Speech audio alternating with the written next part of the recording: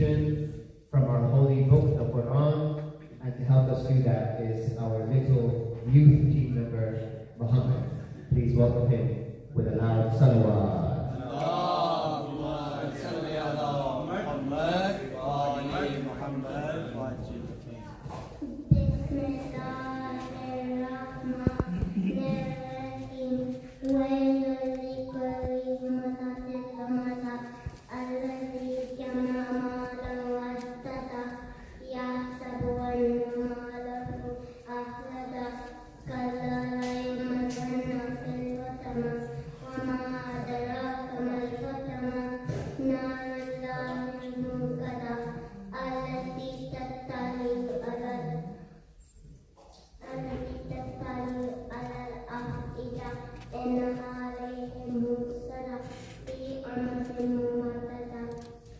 صدق الله العلي العظيم. اللهم صل على محمد.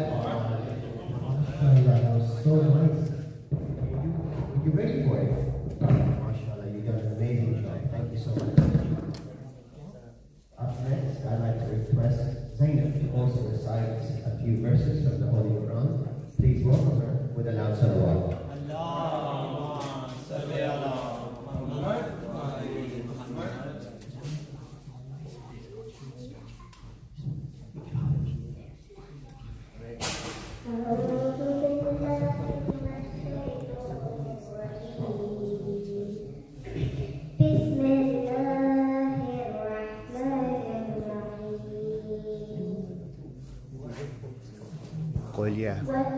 قل يا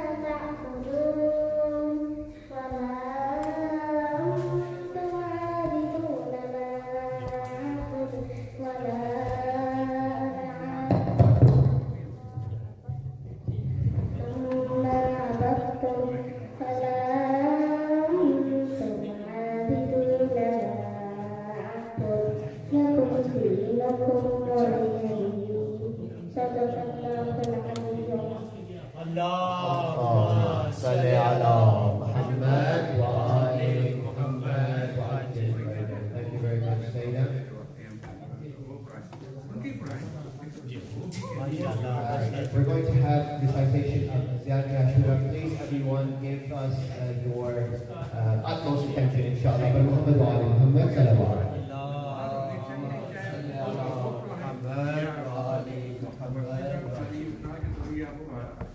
أعوذ بالله من الشيطان الرجيم. بسم الله الرحمن الرحيم. السلام عليك يا أبا عبد الله. السلام عليك يا ابن رسول الله. السلام عليك يا أمير المؤمنين وابن سيد المسلمين. السلام عليك يا ابن فاطمة الزهراء سيدة النساء العالمين. السلام عليك يا سارة وابن ساره والبدر الموجود. السلام عليك وعلى الأرواح التي هلت بفنائك بفنائك عليكم مني جميعا سلام الله أبدا ما بقيت وبقي الليل والنهار. يا أبا عبد الله لقد أزمت الرزية وجلت وأزمت المصيبة بك علينا وعلى الإسلام. وجلت وأزمت مصيبتك في السماوات على جميع السماوات. سلام الله أمة الساسة كل من يوم عليكم أهل البيت. ولعن الله أمة دفعتكم عن مقامكم وأزالتكم عن مراحلكم واتبعوا الله فيها. ولعن الله أمة قتلتكم.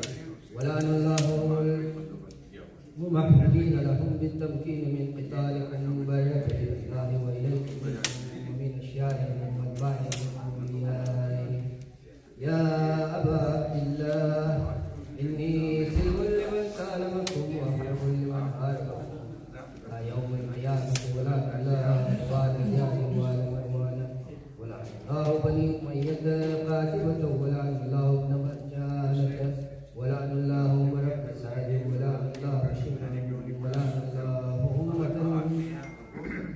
أسرجت وألزمت وترقبت وتحيت لقتالك بأبي أمي بقتل مصابك فأسأل الله الذي يرحمك وأكرمني أن يرزقني تلف أسرارك مع إمام منصور من أهل البيت محمد صلى الله عليه وآله.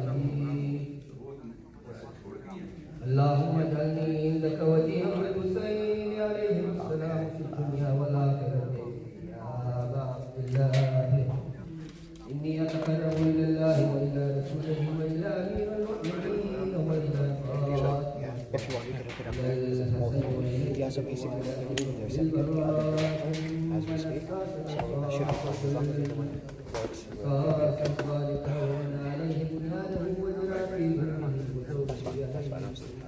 وعلى أشيائكم إلى الله وإليكم منهم وتقربوا إلى الله وإليكم بموالاتكم وموالاة وليكم وبالبراءة من أعدائكم والناصبين لكم الحرب وبالبراءة من أشيائهم وأتباعهم وأوليائهم.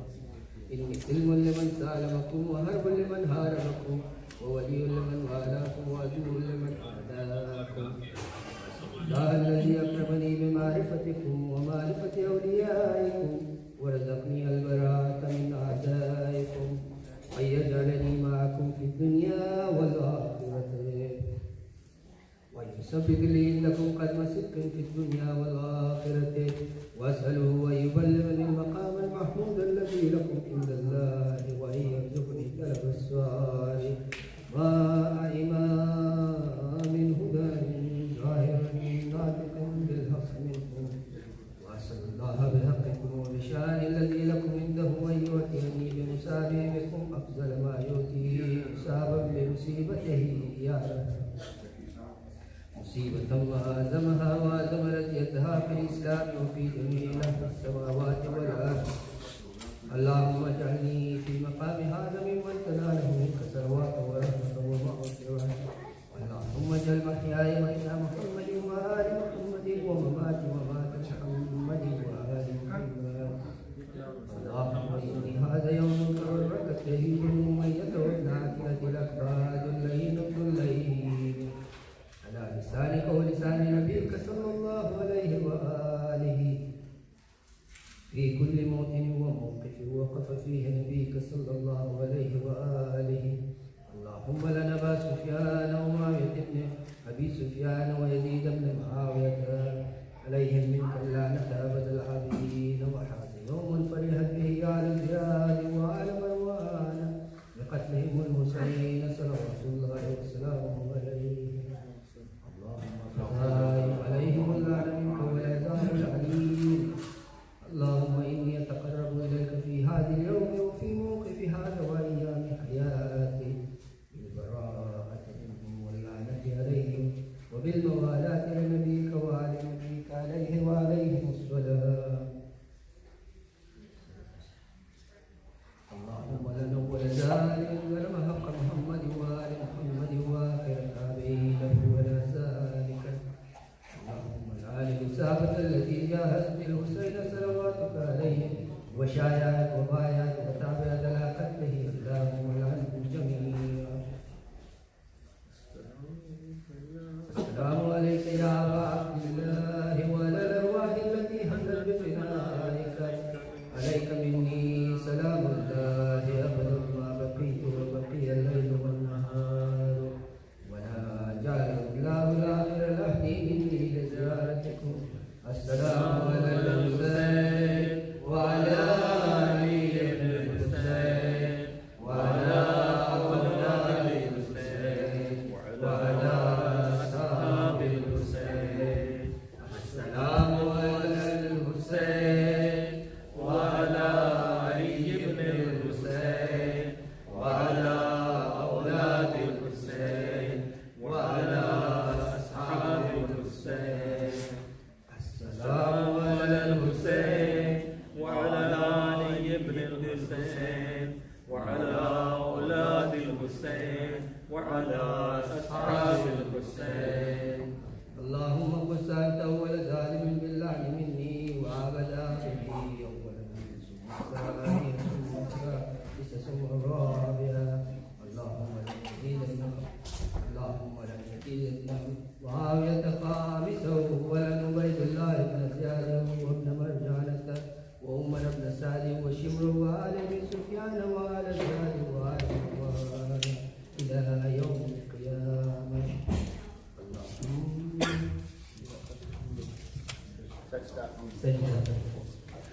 اللهم لك الحمد حمد الشاكرين لك على مسابه والحمد لله على عظيم رضيته. اللهم ارزقني شفاعة الحسين عليه السلام يوم الورود وثبت لي قدم صدقه إنك مع الحسين وأصحاب الحسين الذي بذل حجهم دون الحسين عليهم السلام. اللهم صل على محمد وآل محمد. اللهم صل على محمد وآل محمد. MashaAllah, very well. Yeah, very good. Alhamdulillah, Jazakallah.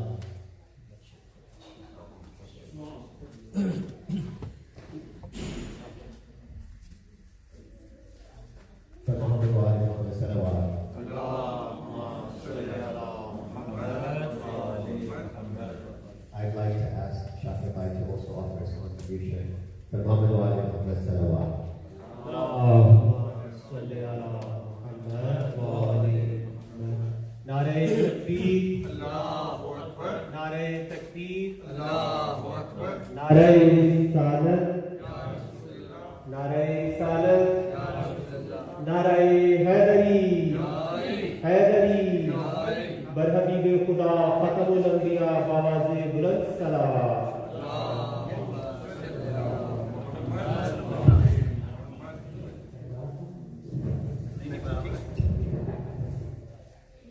Hussain जो भी तेरा एहतराम करते हैं, हुसैन जो भी तेरा एहतराम करते हैं, बड़े अदब से उन्हें हम सलाम करते हैं। और खलूस की रोशनाई लेकर बदीदा-ए तर हुसैन लिखना, खलूस की रोशनाई लेकर बदीदा-ए तर हुसैन लिखना, तुम ऐसा करना किताबे दिल के वरक वरक पर हुसैन लिखना। हरूफ खुशबू के चश्मे बनकर तुम्हारे सीने में खिल उठेंगे, तुम ऐसा करना कि अपनी आंखों और अपने लब पर हुसैन लिखना। और अजान देंगी तुम्हारी आंखें, नमाज पढ़ के अदा करेंगी। अजान देंगी तुम्हारी आंखें, नमाज पढ़ के अदा करेंगी। तुम ऐसा करना कि राह हक में हुसैन पढ़कर हुसैन लिखना। और तुम्हारे तारीख मंजरों में उजाले फूटेंगे नूर बनकर, तुम्हारे तारीख मंजरों में उजाले फूटेंगे नूर बनकर। तुम ऐसा करना कि अपने घर में दरूद पढ़कर हुसैन लिखना। और ये पर्चियाँ अल्लाहुम्मा सल्ली अला मुहम्मद व आले मुहम्मद, तुम्हारे तारीख मंजरों में उजाले फूटेंगे नूर बनकर। तुम ऐसा करना कि अपने घर में दरूद पढ़कर हुसैन लिखना। और ये पर्चियाँ, ये चमकते खंजर, ये तपते सहरा पुकारते हैं।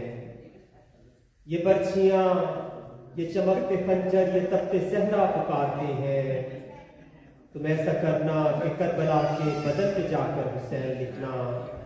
और जहाँ शहीदों का नाम लिखो तो सबसे ऊपर हुसैन लिखना। खलूस की रोशनाई लेकर बदीदा-ए तर हुसैन लिखना। तुम ऐसा करना किताबे दिल के वरक वरक पर हुसैन लिखना। बाबा से बुलंद सलावत।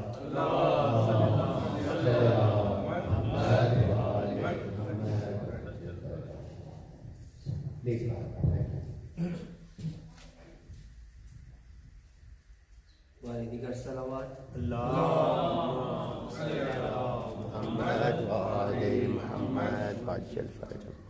नारे तकबीर, अल्लाहु अकबर, नारे तकबीर, अल्लाहु अकबर, नारे रिसालत, या रसूल अल्लाह, नारे रिसालत, या रसूल अल्लाह, नारे हैदरी, नारे हैदरी, आवाज़ बुलंद सलावत।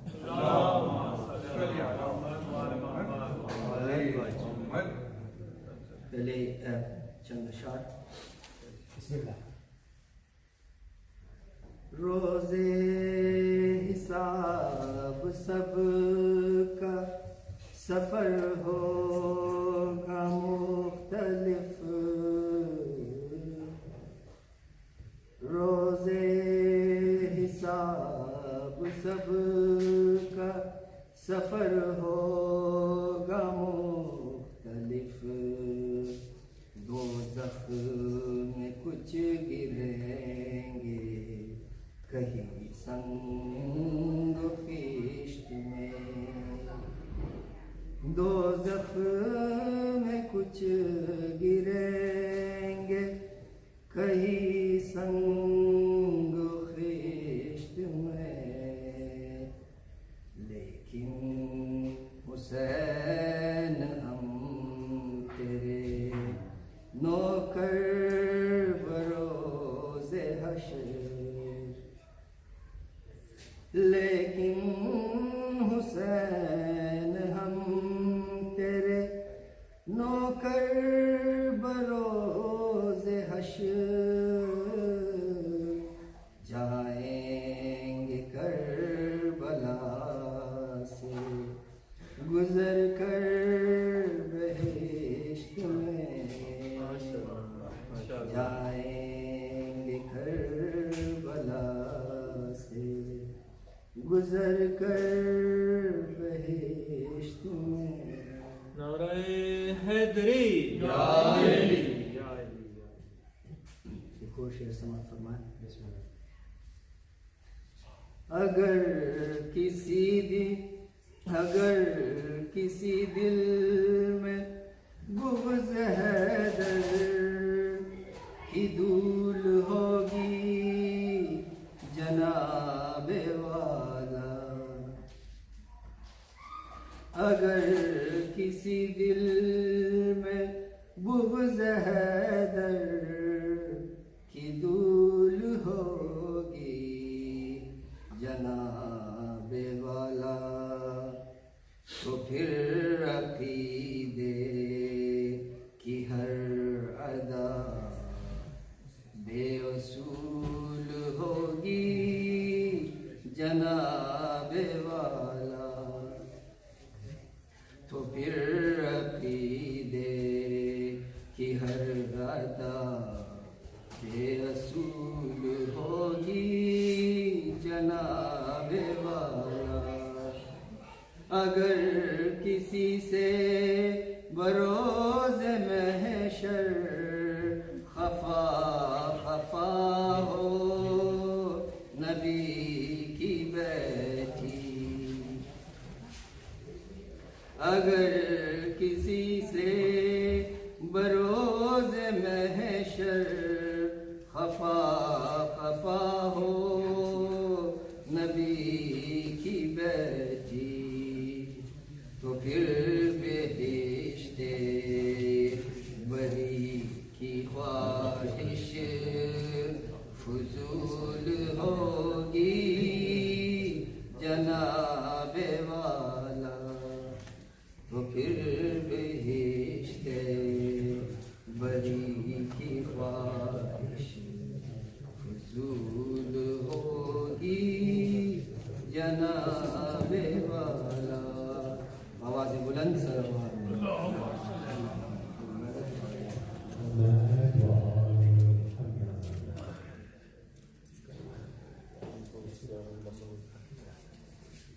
सलाम फरमाएं।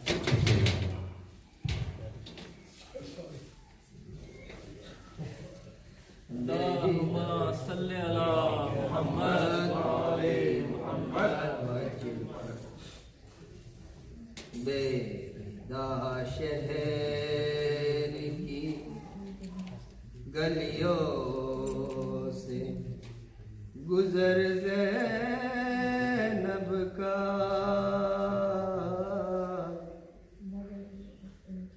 बेदा शहर की गलियों से गुजर ज़ैनब का, पुश्ते आबिद पह तहरीर सफर ज़ैनब पुश्ते आबिद पे है तहरीर सफर ज़ैनब का। गिर पड़ा खाक पे अब्बास का सर मक़तल में। गिर पड़ा खाक पे अब्बास का सर मक़तल में। नोके नेज़ा से न देखा गया सर ज़ैनब का। नोके नेज़ा से न देखा गया सर ज़ैनब का। शेर बतौर खास समाप्त फरमाए। खूने शब्बीर की हर बूंद का मक़रूज़ बशर। खूने शब्बीर की हर बूंद का मक़रूज़ बशर। खूने शब्बीर है खूने शब्बीर है मक़रूज़ मगर ज़ैनब का। खूने शब्बीर है मक़रूज़ मगर ज़ैनब का। रात लगती है मुझे बिन्ते पैगंबर की रिदा। रात लगती है मुझे बिन्ते पैगंबर की रिदा। चांद लगता है मुझे दीदाए तर ज़ैनब का। चांद लगता है मुझे दीदाए तर ज़ैनब का। ये अलग बात के महफूज रहा दीन रसूल। ये अलग बात के महफूज रहा दीन रसूल। ये अलग बात के लूटा गया गर ज़ैनब का। ये अलग बात के लूटा गया गर ज़ैनब का। लाशे अकबर पे हुसैन इब्ने अली कहते थे। लाशे अकबर पे हुसैन इब्ने अली कहते थे। किसने चलनी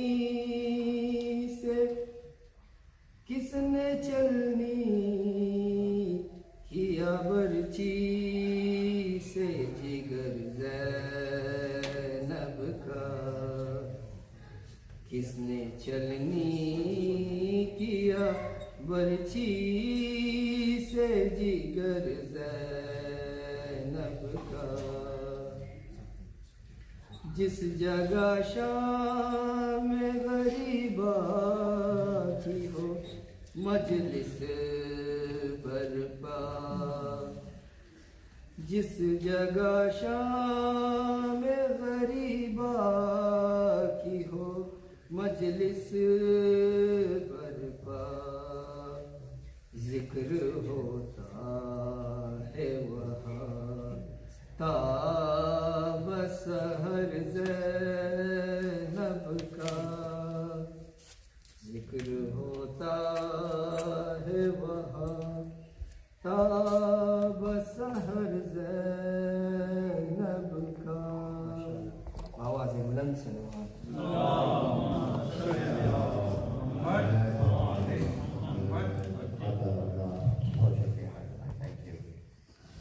Now, in the past couple of nights, we've been speaking about the heroes of Karbala, and some of the members of our youth team have been doing a great job. I feel perhaps tonight we should speak about the women of sacrifice as well. And I'm going to need my little brother Mehdi's help to do that. Mehdi, could you please tell us about some of the women and their sacrifices? Who would you like to tell us about tonight? Bibi al-Bani. And could you tell me who she was? She was the mother of Abu Fazl al-Abbas al-Islam.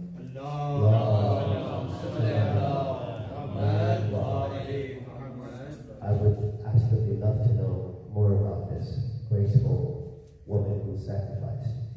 Could you please tell me a little bit about her? When the news of the day of Ashura and the martyrdom of her 4 youthful sons, including Abbas al-Islam, reached al-Bani, she was asked about Abdullah. When she was finally told about the martyrdom of her Imam al-Islam, she was distraught. For a long time after, she would visit Bucky's cemetery and recite poetry to convey the message of their friends. Lady al-Bani teaches us so much: selflessness, unconditional love, and for the appetite, and finally giving everything away for Allah. Peace be upon you. I would also like to add, when Bibi al-Bani, the news reached her in Medina, she would sit other women down and she would say, "O women of Medina, do not call me al-Bani and do not know me as the mother of the hunting lions anymore. I had some sons, because of whom I was called al-Bani, but now there is no son left for me, and I have lost them all." And that was the Masiba and the Messiah that Bibi al-Bani used to share with the other women of Medina. By Muhammad wa ali Muhammad sallallahu.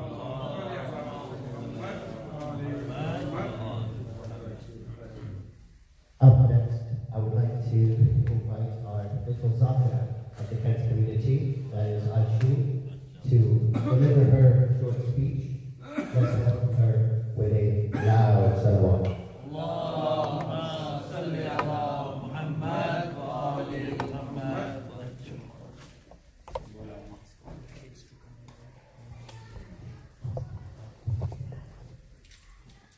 Today I'm going to talk about our failures of no Imam in the history of Karbala, because of the Ba'ath of Islam. Please say Sallallahu because of the Ba'ath of Islam.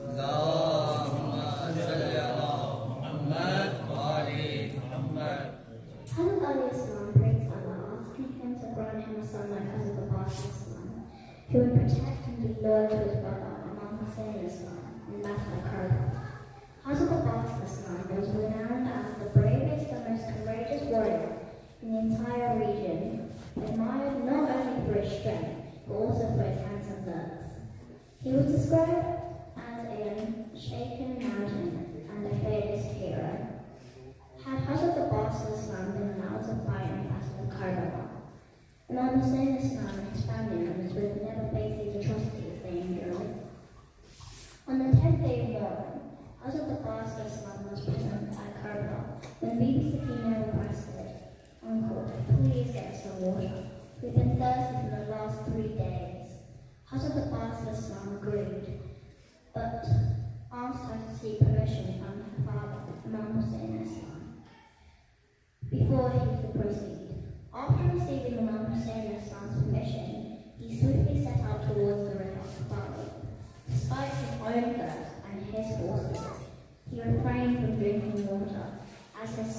whole focus was to bring water from the children.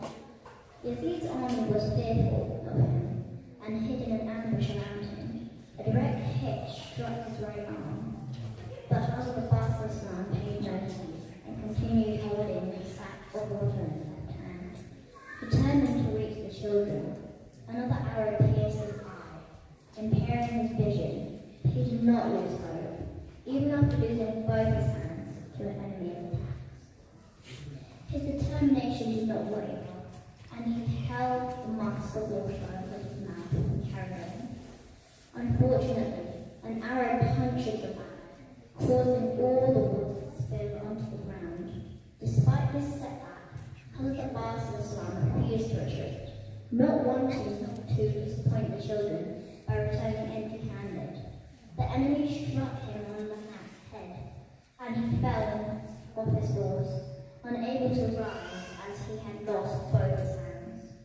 Witnessing Hazrat Abbas' flag fall, Imam Hussain rushed to his aid, but the enemy's army, frightened by this display, launched an aggressive assault. The horses trampled all over Hazrat Abbas, leaving him in pieces.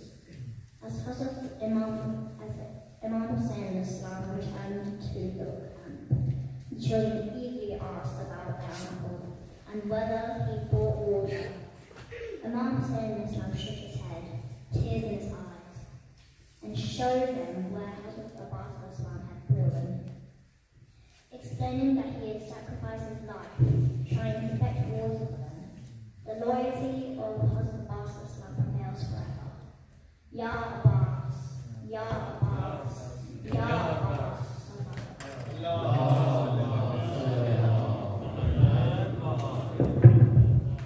Arshil, thank you so much.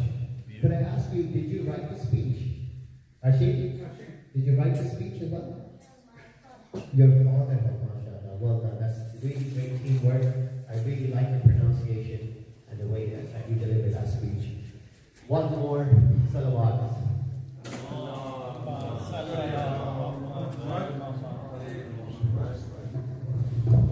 Up next, I'd like to request Zuriat to also deliver a short speech by Muhammad wa Ali Muhammad salawat.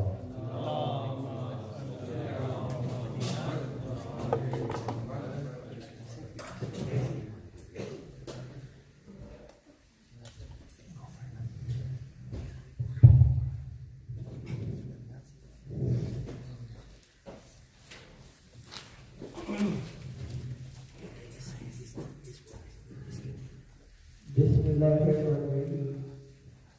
Today I will try and explain before you an ayah about a flag. Allah says, O humanity, a lesson is set. So listen to it carefully. Those you call for help besides Allah can never create a flag, even if they were all to come together for that. And if a fly were to snatch anything away from them, they cannot even retrieve it from the flag. How powerless are those who call for help and those they call for help for. The general idea of the ayah is that nobody but Allah has the power over the smallness of things. However, as Al-Ajal explained yesterday, the Quran has inspiration and answers for those who seek it. As I searched, I found that a fly has a unique eating method. When it settles on the food, it spits certain chemicals on it. It creates a slush and it eats it. Digestion takes place outside of the stomach, so when it leaves, there's nothing sticking to it that can be retrieved. So to say it flies empty-handed, and what it is cannot be retrieved, what is taken cannot be retrieved. So when Allah says that they cannot retrieve from what the fly has snatched, it is not a figure of speech, it is a statement of fact. Nobody can retrieve from the fly what is snatched. It is different, for example, when a monkey, when it snatches food from you, if you are quick enough you can retrieve it, but you cannot do so from the fly. What this example shows is that the words and the ayat of Allah are true. They may have poetry about them, but they are pointing to reality. The idea is for us humans to know where they are taking us and see what they're showing us. I'll conclude this message from Allah. And who does more wrong than he is who is reminded of the ayah of his Lord, then turns aside therefrom? Verily we shall extract retribution from the crickets.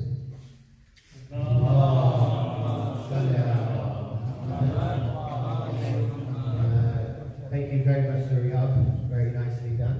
Appreciate your efforts. Up next, we are going to actually change the phase. Instead of speeches, we are going to recite some souls, some salam, and we're going to have more members of our youth team begin, inshallah. Please welcome them with a loud salawat.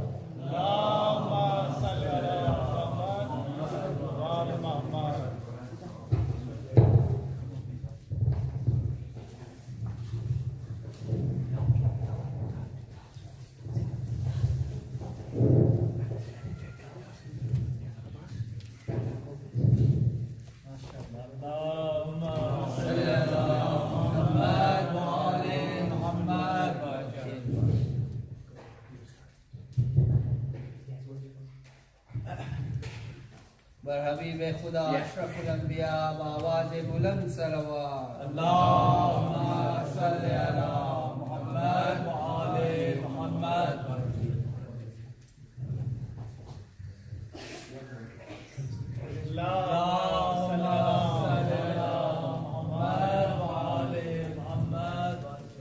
Sorry, it's on the last minute sort of changes.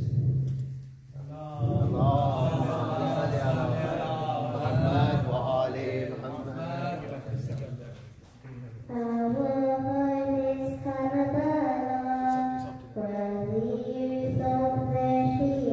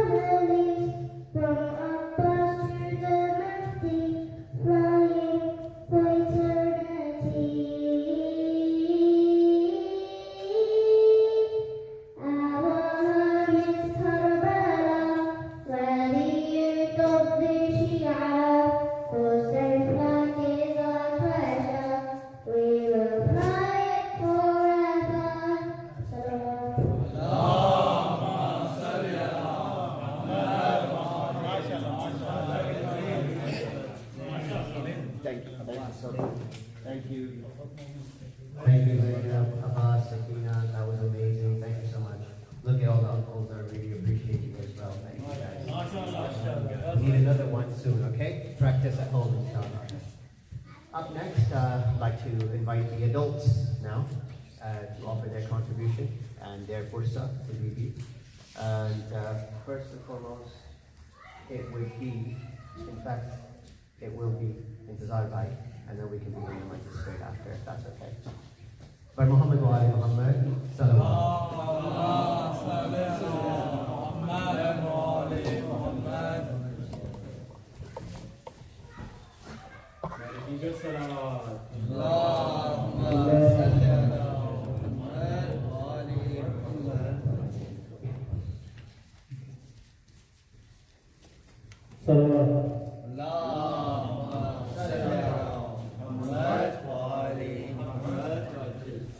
हक बयानी हुसैन देते हैं, हक बयानी हुसैन देते हैं, जिंदगानी हुसैन देते हैं, जिंदगानी हुसैन देते हैं, हक बयानी हुसैन देते हैं, जिंदगानी हुसैन देते हैं।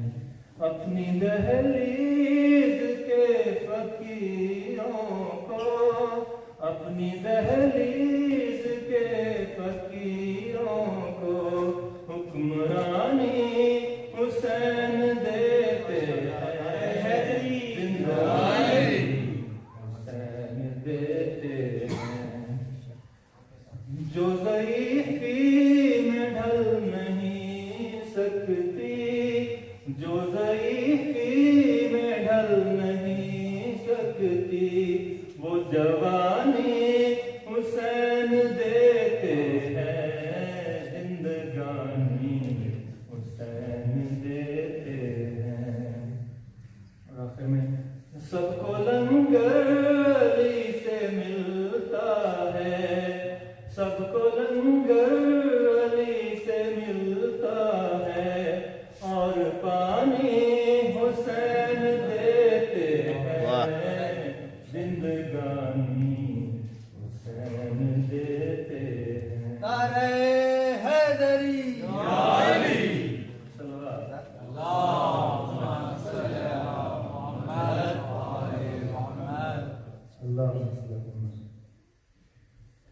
शया गए मस्का गए, अब्बास न लौटे, शया गए मस्का गए, अब्बास न लौटे, मक्तल की ज़मीं भाग गई, अब्बास न लौटे, शया गए मस्का गए, अब्बास न लौटे। इस शान से मक्तल को सुधारा था नमदार, इस शान से मक्तल को सुधारा था नमदार, आका की नजर खा गई, अब्बास न लौटे, शया गए मशका गए, अब्बास न लौटे। बहता हुआ कानों से लहू सूखे हुए लाब, बहता हुआ कानों से लहू सूखे हुए लाब, दिखलाने गई, दिखलाने सकीना गई, अब्बास न लौटे, शया गए मशका गई, अब्बास न लौटे। देती रही आवाज पे आवाज सकीना, देती रही आवाज पे आवाज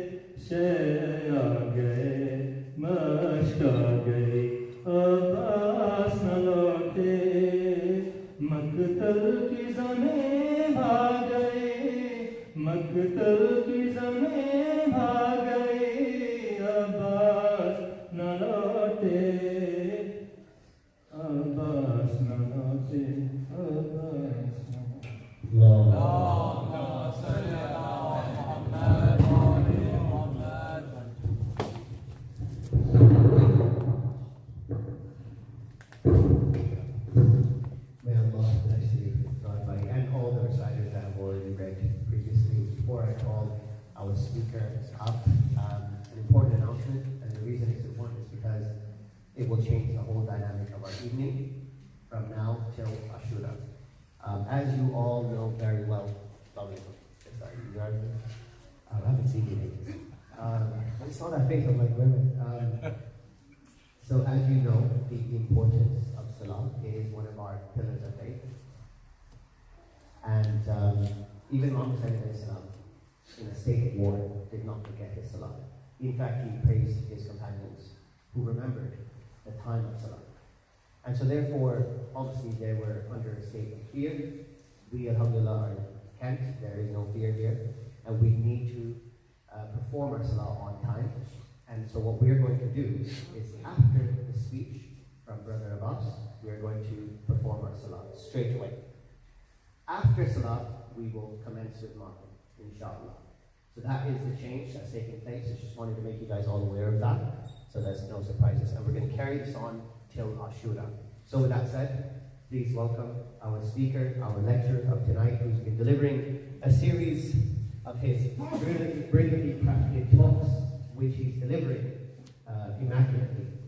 Let's give him a warm welcome by Salawat.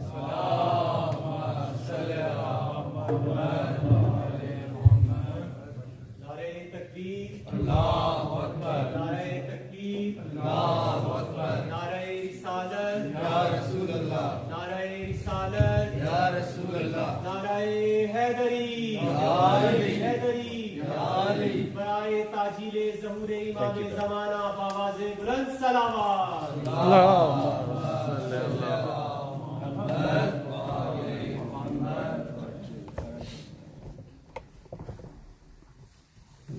Start the evening, we'll start the lecture with as we do, with the Surah Fatiha in honor of all those who have passed away and who are not with us today in this act of ibadah and commemorating our Bismillah.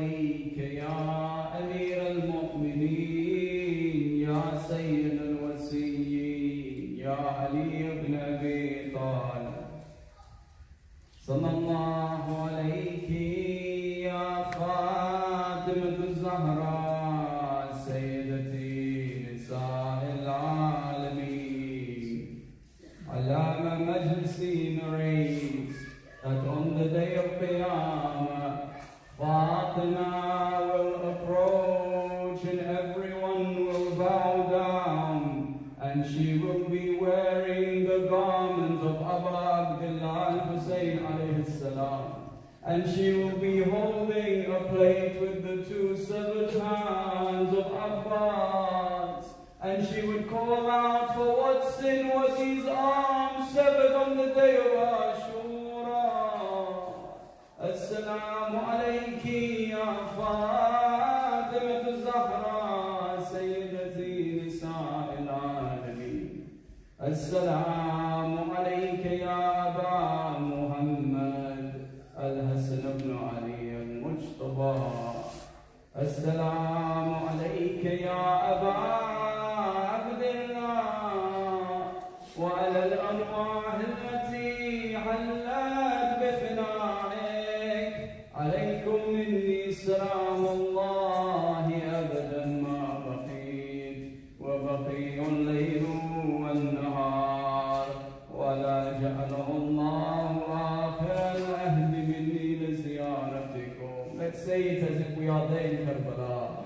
السلام على الحسين وعلى علي بن الحسين وعلى أولاد الحسين وعلى أصحاب الحسين ورحمة الله وبركاته. اللهم صل على محمد وآل محمد.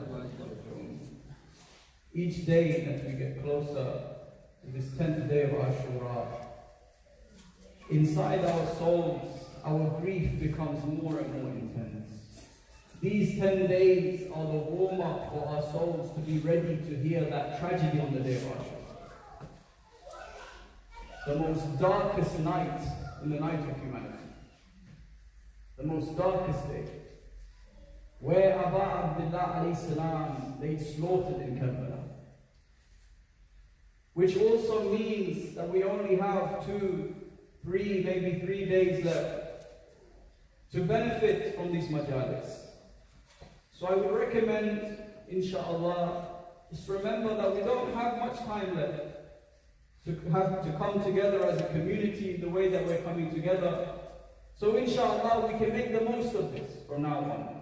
These next 2, 3 days, we're going to come to the majlis and make the absolute most of this majlis. We're going to maybe try and contemplate when we go home, what did I learn from the majlis? Or maybe come up with questions. Maybe the lecturer, maybe I said something which didn't make much sense. Maybe I confused you, yes? That's a mistake I can make. If that's happened, I welcome you to come and ask me questions, inshallah. Yes, ask me questions, inshallah, I can clarify if I caused any confusion. So carrying on, as we mentioned last night, about the benefits of creating a society so that the youth can flourish.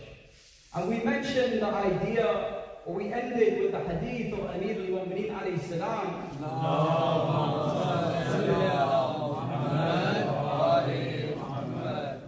We ended with the hadith where Imam Ali alayhi salam mentioned to Imam al-Hasan. He said to him, surely the heart of a child is like an uncultivated piece of land, that it will take whatever you throw at it. And for those youngsters, I know uncultivated piece of land, maybe this language is too advanced. So I'll translate it a little better. That the child of a youth is like, you know how you have a farm, like the best farm, right? You have this fertile land, and you can grow anything you want there. You can grow an avocado tree, or pineapples, or anything, all the fruit, anything. The same way that you can grow weeds in there. Yes, the Imam is comparing the heart of a child to this. That it will take wherever you throw it. So when you were a child, I taught you ethics and morality since you were a child. Just the importance that we have. And we mentioned a couple of examples. So moving on from such a topic, where we mentioned maybe the way in which we invite our youth to Islam is showing them the true beauty of this religion. And I mentioned about Salat. If we were to compare and say someone saying just pray 5 times a day, not explaining a thing, not even translating the sentences that we mentioned, is this going to be as powerful as explaining the impact this Salah has had on yourself? Or the impact these words that you're reciting, how this brings you closer to Allah, how this reduces your ego? The same for Ramadan. Is it useful to tell our youth, fast for 30 days in Ramadan, and that's it? Just fast. Why, oh my parent, or father, or mother, why do we do this? It's so difficult. I don't know, just do it. How is that going to invite people to Islam, or make your child inspired by Islam, if you don't explain to them? As opposed to, for example, I fast because it teaches me that I can have full control over myself. That my desires don't go on top of me, that I just give in to any desire I have. It teaches me that as the potential I have as a human being, that I can take control of my desires and I can make informed decisions. I can make decisions without, yes, emotion doesn't take complete precedence when I make decisions. It makes me a better human being. It allows me to meet my brothers and sisters on the last 10 nights maybe, or go to people's houses, or host and let people come to my house. It allows me and encourages me to give charity. It allows me to have empathy with other people, etc., etc. What's more powerful? Obviously the latter. So inshallah, we can take this advice forward. Where when we're explaining certain attributes of our faith, that we use these examples of how exactly we are benefiting from them, so our child falls in love with this religion. Moving on today, I want to speak about a topic which is slightly relevant, that the child's heart is like an uncultivated piece of land. Where I want to speak about a topic which may be what we've seen statistically impacts Europe and the West, yes, America, and also seems to impact Eastern Asia from the statistics more than other places in the world. And the topic I'm speaking about is the most important topic in our whole religion. The foundation of this religion, the beauty of this religion. Anyone want to guess? Salah is a beautiful thing in our religion, but what's the foundation? Why are you doing Salah, for example? Tawheed, yes? Islam means? Submission. Now, Charlie used to think it meant peace, but no, it means submission. Salam means peace. Islam, yes, submission. Submission to Allah subhanahu wa ta'ala. Yes? Tawheed is the major. Yes, this is absolutely everything. If the acts that you're doing are not bringing you towards Tawheed, you need to really seriously reconsider why you're doing these acts. Or reconsider your approach to these acts. Everything you do in this religion, or everything you do in your life, really, even outside this religion, Allah says in the Holy Quran that I have created mankind but to worship me, which gives the implication that everything you do in your life, yes, whether you wake up, whether you go to work, whether you take your children out, whether you discipline your children, no matter what you do, whether you get married, all of these acts can be a form of worship, a form of getting close to Allah subhanahu wa ta'ala. So this issue of Tawheed, what some people will make you believe, they'll have you believe that believing in God is a belief that, only backwards people will think. Where I've gone to work, yes, well not me, I've heard stories of people who've gone to work, they explain, I'm a religious Muslim. First everyone's shocked, because it seems in this country, that religion is not the first thing on people's minds. When I go to work, religion, no one talks about religion, nothing about it. It's completely out of conversation, and it seems that there's not many people who are religious. Religious Christians, religious Jews. Yes, there are a lot of religious Jews, alhamdulillah, yes. Religious Christians, it seems the numbers are getting less and less. Religious Muslims, there's a few Muslims, yes. But in society, in wider society, it seems the remembrance of God, or talking about God, has gone away.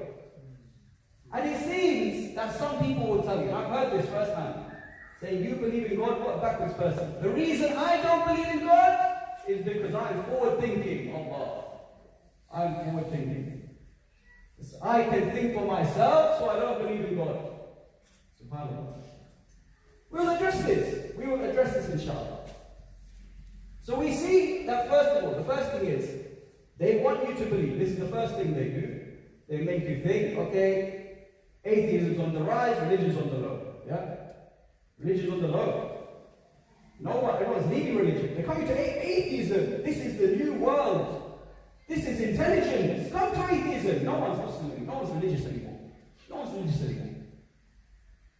In the 1980s, yeah, obviously we have a bias. We're just surrounded by a certain song. But I'll tell you other countries. In the 1980s, they did a study in Russia. Atheism there was what? 60, I think it was 68%. In 2008, it's gone down to 18%. You go to countries in Africa, you go to, for example, Iran, atheism back then was what, 2%, now it's 1%, or what, just getting less. So it's not this idea the whole world is going towards atheism. That's the first thing, get this out of your mind, yeah? This is not true. Just because we live in the UK, and maybe the UK are pushed by certain agendas, certain capitalistic agendas, yes? Because if you worship Allah, let's think about this. You worship God properly. The alcohol industry, finished. Clubbing industry, all these clubs, must be $1 billion business. Finished. All these influencers, yes, all TikTok and most of the content there, let's be honest, most of the content is full of haram. Finished. This seems to be the way to make money in this country. Riba, Allahu Akbar, riba. Finished. Everyone goes to religion. You go back to the source of Christianity, Judaism, riba. Even those religions are against the riba. Yes? Leave religion in this country. That's what they want. This is what certain agendas are pushing us towards. Please explain riba. Next, please. Oh, riba. Sorry, riba is an interest. Charging interest. Yeah? So like you need money, so someone says, I'll give you money, you have to pay interest now. Yes, Islam abolished this because it just, what does it do, riba? Let's say I'm someone rich, I'm a millionaire, you're someone poor, you need money to pay for something, and I say, I'll give you money, but I'm going to charge you interest, you've got to pay me more and so much more, like 20% more in 2 months' time. What do you think, what impact do you think this would have on society? I ask you. There'll be debts. Really debt, yeah? The rich get richer. Absolutely, that's what I was going at, yes? It increases the difference between society, yes? The richer get richer and the poorer get poorer. And you see inequality everywhere, especially in the West. Of course, everywhere around the world suffers from it as well. So we see religion in this country seems to be something pushed to a side. But it's important for us, brothers and sisters, to understand and remember why we believe in Allah subhanahu wa ta'ala in the first place. Understand why the religion of Islam is the best form of you to get closer to Allah subhanahu wa ta'ala. If we look around the world, we look at different cultures, different religions, and we were to say what this religion is, and we look at other religions, we'll see this is the best religion to get towards Allah subhanahu wa ta'ala. The first verse, the verse I mentioned at the beginning of this lecture, yes, Surah Al-Tur, verse 35. Allah subhanahu wa ta'ala is talking about those who disbelieve in His signs. And He says, or were they created by nothing, or were they the creators of themselves? Giving us an indication. How do you think we got here? How do you think we got here?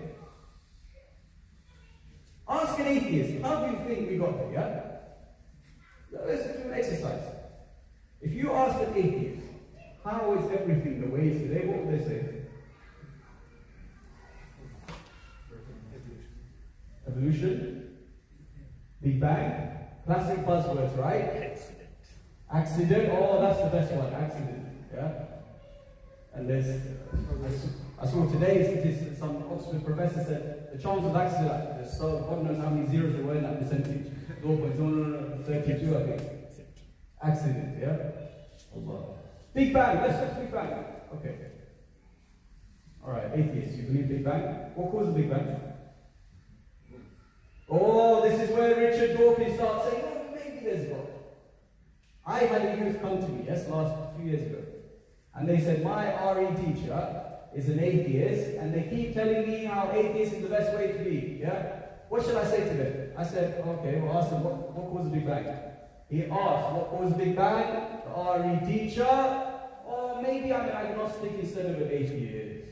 Allah, come on. You're trying to trick the whole of your class, RE class. Yes, now when it comes to what caused the Big Bang, now it's maybe I'm not. Which is why I say go through it. May Allah bless his soul. He has a book about Tawheed, about these issues.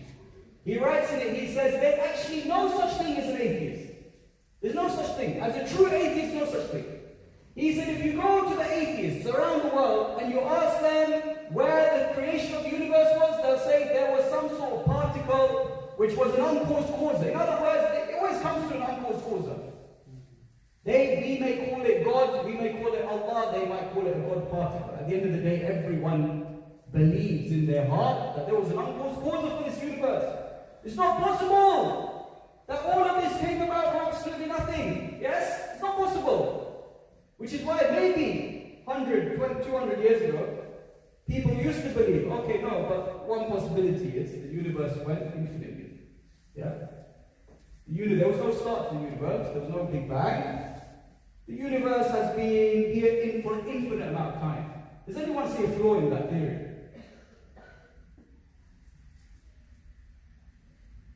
If I come to you and say, no, there was no start, it was just going on and on forever, infinitely. It must have started sometime. Starting point. It must have been a starting point. They believe that the universe expands. Why is expanding? It's going to infinity, right?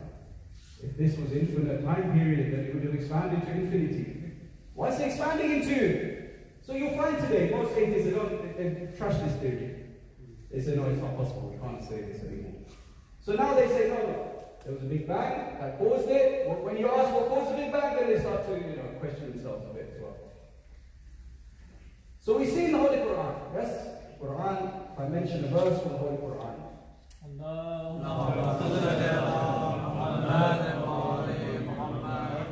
Surah Al-Anbiya, verse number 30. Allah mentions, have the disbelievers not ever considered that the heavens and the earth were one piece, and that we tore them apart from one another? From water we created all living things. Have they not believed, do they not consider that the heavens and earth were together, and we tore them apart? Tore them apart? And from water comes all living things. I've seen someone, I spoke to them, and said, why are you an atheist? Because evolution explains how we're here today. Evolution is a theory, first of all. It's a theory based on data of a subset of the last, how many millions and billions of years has this earth been around? They've taken 200 years maybe out of that, and they've come up with a theory and saying like it's fact. I'm not saying it's correct or not correct, I'm not an expert in this. But what I am saying is whether you believe in evolution, whether you believe in the Big Bang, these things, there's no contradiction with our religion for this. If you believe in evolution, okay, how did human beings come about? How did human beings come about? You believe in evolution. There must have been a start. There must have been two human beings at the beginning. Yes, your parents. Yes, that's all debate with the atheists, and the Muslim was telling the atheist, saying, okay, if you go back 200, 300 years, 2,000, 3,000 years, how many people do you think were on the planet? And he said, well, I think there's probably significantly less. And he was like, okay, if you keep doing that, you get to a point where there's two people. So you believe in Adam and Eve as well. You just call it something else, you just debate for the sake of it. From water came all living things, Allah says. When NASA go and do their searches, and by the way, let's ignore the conspiracy theories for now. Let's assume what NASA is doing is real. When NASA go to Mars, or they go to a planet, and they want to search for life, what's the first thing they look for? Water. Yeah? Water is the first thing they look for. Allah subhanahu wa ta'ala says, from water comes all living. Another verse in the Holy Quran, yes? Allah subhanahu wa ta'ala, He mentions that we set down iron. Yes, and he used anzalna. What does anzalna mean? Inna anzalnahu ilaylatul qadr. Yes? We sent down the Quran on this blessed night. Yes, on the night of destiny, al-qadr. Yes, power, the night of power, sorry. Inna anzalnahu. And that verse is to show the significance of how the Quran is out of this world. This Quran is not from earth, it's from out of this world, it's from the heavens, it's from Allah subhanahu wa ta'ala. So the verse in the Holy Quran, where it mentions, Sallallahu ala Muhammad wa ala Muhammad. Allahumma salli ala Muhammad wa ala Muhammad. Allahumma salli ala Muhammad wa ala Muhammad. And we send down ayat, wherein there is mighty power and many benefits for people. Yes? If you didn't have iron, you wouldn't even be living today. So that Allah may know who, without even having seen him, helps him and his messengers. Surely Allah is most strong, most mighty. You know how iron is created? You know how iron is created? It's not possible to create iron on this earth. I'll tell you that first. stars breakdown. Yes, supernovas, the explosion of a star. I'll tell you the temperature of the center of the sun, I believe it's 50 million degrees, right? Iron requires 100 million degrees in order to be created, yes? In order for iron to form, and then that gets blown out by all these stars into the whole universe, and then it comes down to Earth, yes? So iron is scientifically out of this world, and this was only known in the last 50 years or so. Allah subhanahu wa ta'ala says, we sent down iron, yes? In Anzalna, he uses the word Anzalna, it's out of this world, iron, we sent down iron. Another verse in the Holy Quran, Allah subhanahu wa ta'ala, he's talking about the ocean waves. Sorry, he's talking about the darkness in the heart of the disbeliever. And he describes it in such a beautiful way. Allah mentions, of the disbeliever's state, it's like the darkness in the deep sea. The deep sea. It is covered by waves.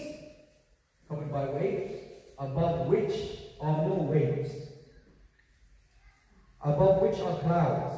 Darkness, one over another. If a man stretches out his hand, he cannot see it. You stretch out your hand in the sea, you can't see it. Did you have diving equipment back in the time of Rasulullah sallallahu alayhi wa sallam? Did they have diving equipment? The Quran is mentioning there's waves on top of waves, yes? The marine oceanographers, they say that under the sea you can't see the waves, but there is another layer of waves due to the density of the water in the ocean. That there's waves underwater and there's waves that you can see, yeah? The Quran, subhanAllah, the darkness of the disbeliever, the darkness of the heart of the disbeliever is how dark. Under the clouds are the waves. Under the waves, there's another set of waves. Under there, you reach out your hand, you can't see it. Allah subhanahu wa ta'ala speaking about this. Yes? 1400 years ago, Rasulullah, in the deserts of Arabia, he did this. The other one, the common one, the famous one, embryology. I speak about embryology. Yes. The Quran mentions, man, we did create them from clay. Yes, okay, from clay. Then we placed him in a firmly fixed place. Then we made that drop into a clot. Then of that clot we made it a chewed lump of flesh. A chewed lump of flesh. This is embryology, brothers and sisters. SubhanAllah. Then we made out of that lump bones and clothed the bones with flesh. Then we developed out of it another creature. So blessed be Allah, the best of creators. All the stages of the embryo, brothers and sisters. Someone came to me and said, well, the Prophet could have done dissections. Dissections, and he goes diving in the sea to find these. Come on. As if he wasn't busy with people trying to kill him every part of his life. SubhanAllah. So we see in the Quran, there's many miracles from the Holy Quran. Many miracles. But there's one miracle I want to speak of, which is the best of miracles. My opinion, in my opinion, based on the hadith, yes, there's even hadith, the Imams mentioning this as well, so it's in their opinion as well, that there's one thing, when Muhammad ibn Umar, yes, the same companion I mentioned yesterday, when he approached Imam as-Sadiq alayhi salam,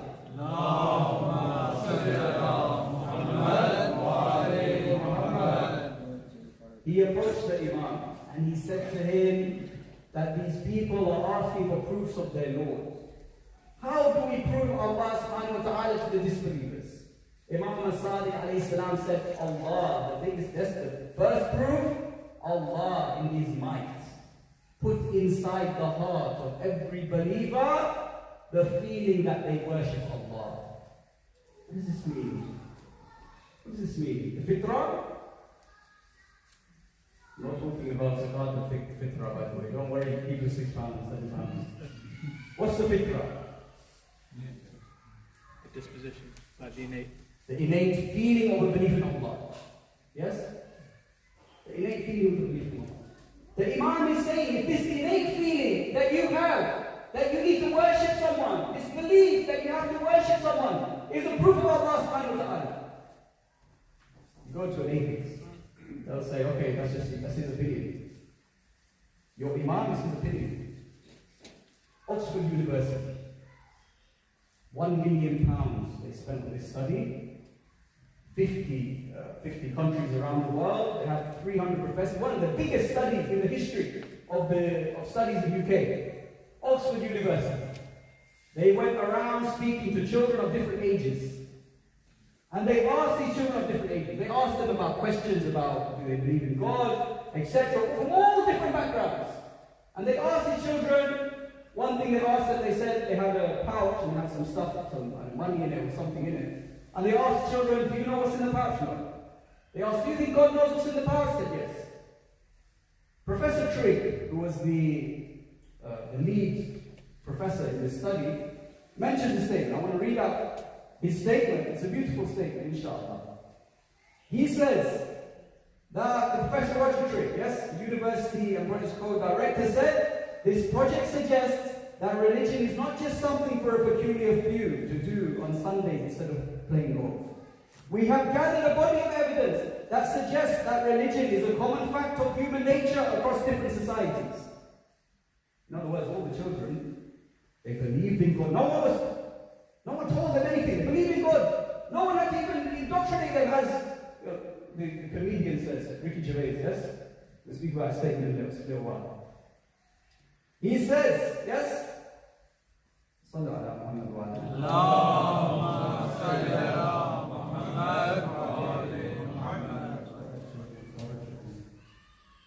He says, we have gathered a body of evidence, yes? Attempts to suppress religion are likely to be short-lived, as human thought seems to be rooted to religious concepts, such as the existence of supernatural agents of God and the possibility of an afterlife or pre-life. This is quite a drive to think that religion is private. There is quite a drive to think religion is private. It isn't just a quirky interest of a few, it's basic human nature. Hear what he said? He's saying that everyone has this innate desire to follow a Lord, to follow a Creator, to find a Creator. You look in the history of humanity. Was there ever a time when atheism was a common thing to do? Even those communities who necessarily didn't have a prophet to guide them, they still believed, yes? What did they believe in? You had the Romans. What did the Romans believe in? They believed in Zeus. You had, yes, those Vikings. What did they believe in? Valhalla? Valhalla. You had everyone believing in different religions. In the history of humanity, they always believed in something. The human being has this innate desire to find out, where have I come from? What's the purpose of this? What is the cause of all this? Yes. Ricky Gervais, yes, as I said, I've mentioned him. This comedian who makes inappropriate jokes all the time. One of the jokes he made is he said, it was on Twitter in 2014, where he wrote, someone asked, do you think atheism should be taught in school? And he said, atheism shouldn't be taught in school because atheism is just the natural product of not having any indoctrination. Ricky Gervais, you comedian, yes, you are a joker. Yeah? Professor Trigg in Oxford University, yes, the biggest study in the history of Oxford, he would beg to differ. Yes, actual science will beg to differ with you. This is what the fitrah is, brothers and sisters. This fitrah, this beautiful fitrah, that you have a desire to find where you come from. And everyone has this question at one point in their life. From the young age, where have I come from? What is the point of me in this life? So that comes to our point, yes? That I can conclude that Allah subhanahu wa ta'ala surely exists. He definitely exists. Firstly, there's no chance that everything came to existence without him. And there's another professor from mechanical engineering at the University of Pennsylvania. He writes that the laws of thermodynamics, yes, the second law of thermodynamics, does anyone know? Yes, entropy, right? That he describes it as energy in a state over time goes into disorder. And he compares it to like a coffee. If you had a cup of coffee, you had this hot coffee in the room, and after a few hours, the coffee would go cold, the heat would escape and it would go in the air. But the energy in that room remains the same. In other words, energy can just be transferred. Yeah? That surely, he compares it to a spring. He says if you put a spring down, and then you release the spring, it releases energy, yes? The energy goes, etc. Energy can't be created. Isn't this one of the biggest things in science?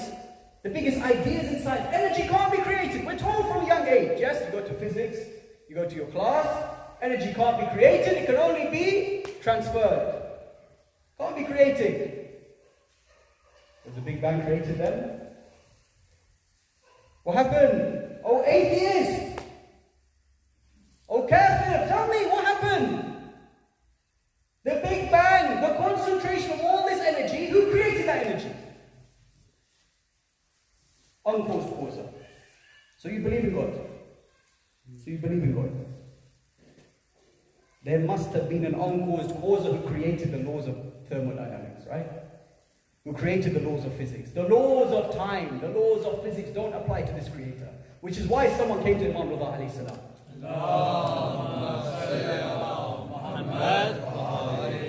They came to the Imam and they said to him, Ya Imam, yes, Al-Ma'mun Abbasi. He gathered people who were opposition to Islam and he wanted to try and embarrass the Imam. He gathered one atheist to ask the Imam questions. The atheist said, tell me, where is your Lord? Where is your Lord? The Imam said, tell me where he's not, I'll tell you where he is. Tell me where he's not, I'll tell you where he is. I can't see your Lord. He said, I can't see your Lord. The Imam replied, he said, the fact that you can't see him makes you disbelieve. The fact that I can't see him makes me believe he must surely be greater than anything in the universe. Tell me, what can we see? What can we truly see? Yes, some people, I know they come and say, you believe in angels. Have you seen an angel? You believe in this, you believe in that. What can we truly see? What can our eyes? Yes, I know this eye surgeon. Eye surgeon here. I'm not going to look him anyway, he might find a mistake in what I'm saying. But what can we truly see? On the electromagnetic spectrum, right? Which is the gamma rays, the X-rays, ultraviolet light, all these things, yes? What's visible light on that electromagnetic spectrum? Does anyone know? 0.0034%? Is that right? Something like that, yeah? We can see 0.0034% of all light, right? And we want to see Allah. We want to see the angels. Come on! You want to see heaven and hell? You can hardly see a thing! Allah.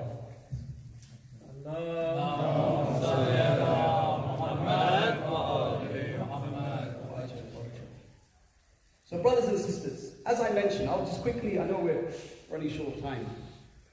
I'll just quickly summarize that why, if I had to go into Islam, why Islam? Okay, you've convinced me. There's a God. Yes, God exists. There's surely a creator. And I have a desire to find this creator. Why Islam? Islam is the only religion, brothers and sisters, where if you look at other religions, they don't explain this innate nature of mine. That I have an innate nature. That I believe in a Lord who is greater than anything in this universe. A Lord which I can't witness the magnificence of Him. How can I believe in a religion which said God comes down as a monkey, or God comes down as a blue man with 9 arms, or God comes down as a father with a long beard and has a son? How can I believe in this religion? Allah subhanahu wa ta'ala, yes, Islam is the only religion which has a pure Tawheedi sense. Where Fir'aun would say to Musa alayhi salam, he would say, explain my Lord, explain your creator, explain your God to me. Musa alayhi salam would say, my Lord is the one where Allah created him and then guided him. A summary of Tawheed. Allah created him and then guided him. This fitrah that we have, this is our guidance. Allah has given us this innate nature where we want to follow Allah subhanahu. We want to find our creator, yes? Islam is the only religion where you can truly worship Allah subhanahu wa ta'ala and in His greatness. Every other religion, you'll see they've been indoctrinated. They've been manipulated, sorry. Where the Vikings, whether they believe in a man in the sky who has what does Zeus have? Like an electric bolt of lightning, yeah? Well, they believe in this, they believe in that. This is all the minds of the human being who didn't have the Islam to follow. When they don't have Islam, they start making their own theories, and this is how contradictions occur in these other religions. This is how they go into shirk and polytheism, yes? Islam, subhanallah, alhamdulillah, we have access to the words of Allah subhanahu wa ta'ala. That there's no contradiction in His greatness. That this Lord of mine is telling me things that if I do them, I know I will benefit. He will have no benefit if I do this. I'm doing it for myself. This Lord loves me. This Lord tells me give charity. This Lord tells me fast so I can have stronger willpower. This Lord tells me pray 5 times a day to remind yourselves of my might. That you are a servant of mine. Remind yourself. Go to the graveyard. Go regularly to the graveyard to remind yourself that this life will come to an end. This is what this religion tells me. This is the beauty of this religion of Islam. That this religion, if we didn't have it, we don't know where we would be. Surely we'd be lost without Allah subhanahu wa ta'ala. This is the religion of Islam, brothers and sisters. And if I take you to Karbala, let's go to Karbala now. And we see that those who fought against Imam al-Hussein alayhi salam, what did Yazid say in the Darbar? Where he said, surely there was no revelation of Muhammad. He said this. And surely if God really loved Hussein, he would have come and protected him. It was kufr, brothers and sisters, which killed Imam al-Hussein alayhi salam. Don't believe this misconception that these people were Muslim and they went and fought a rebel. No. This was kufr against Allah subhanahu wa ta'ala. Yes? They didn't even believe in God. Yazid didn't even believe in God. And the Imam, as he says, I have risen to restore the message of my grandfather. Yes?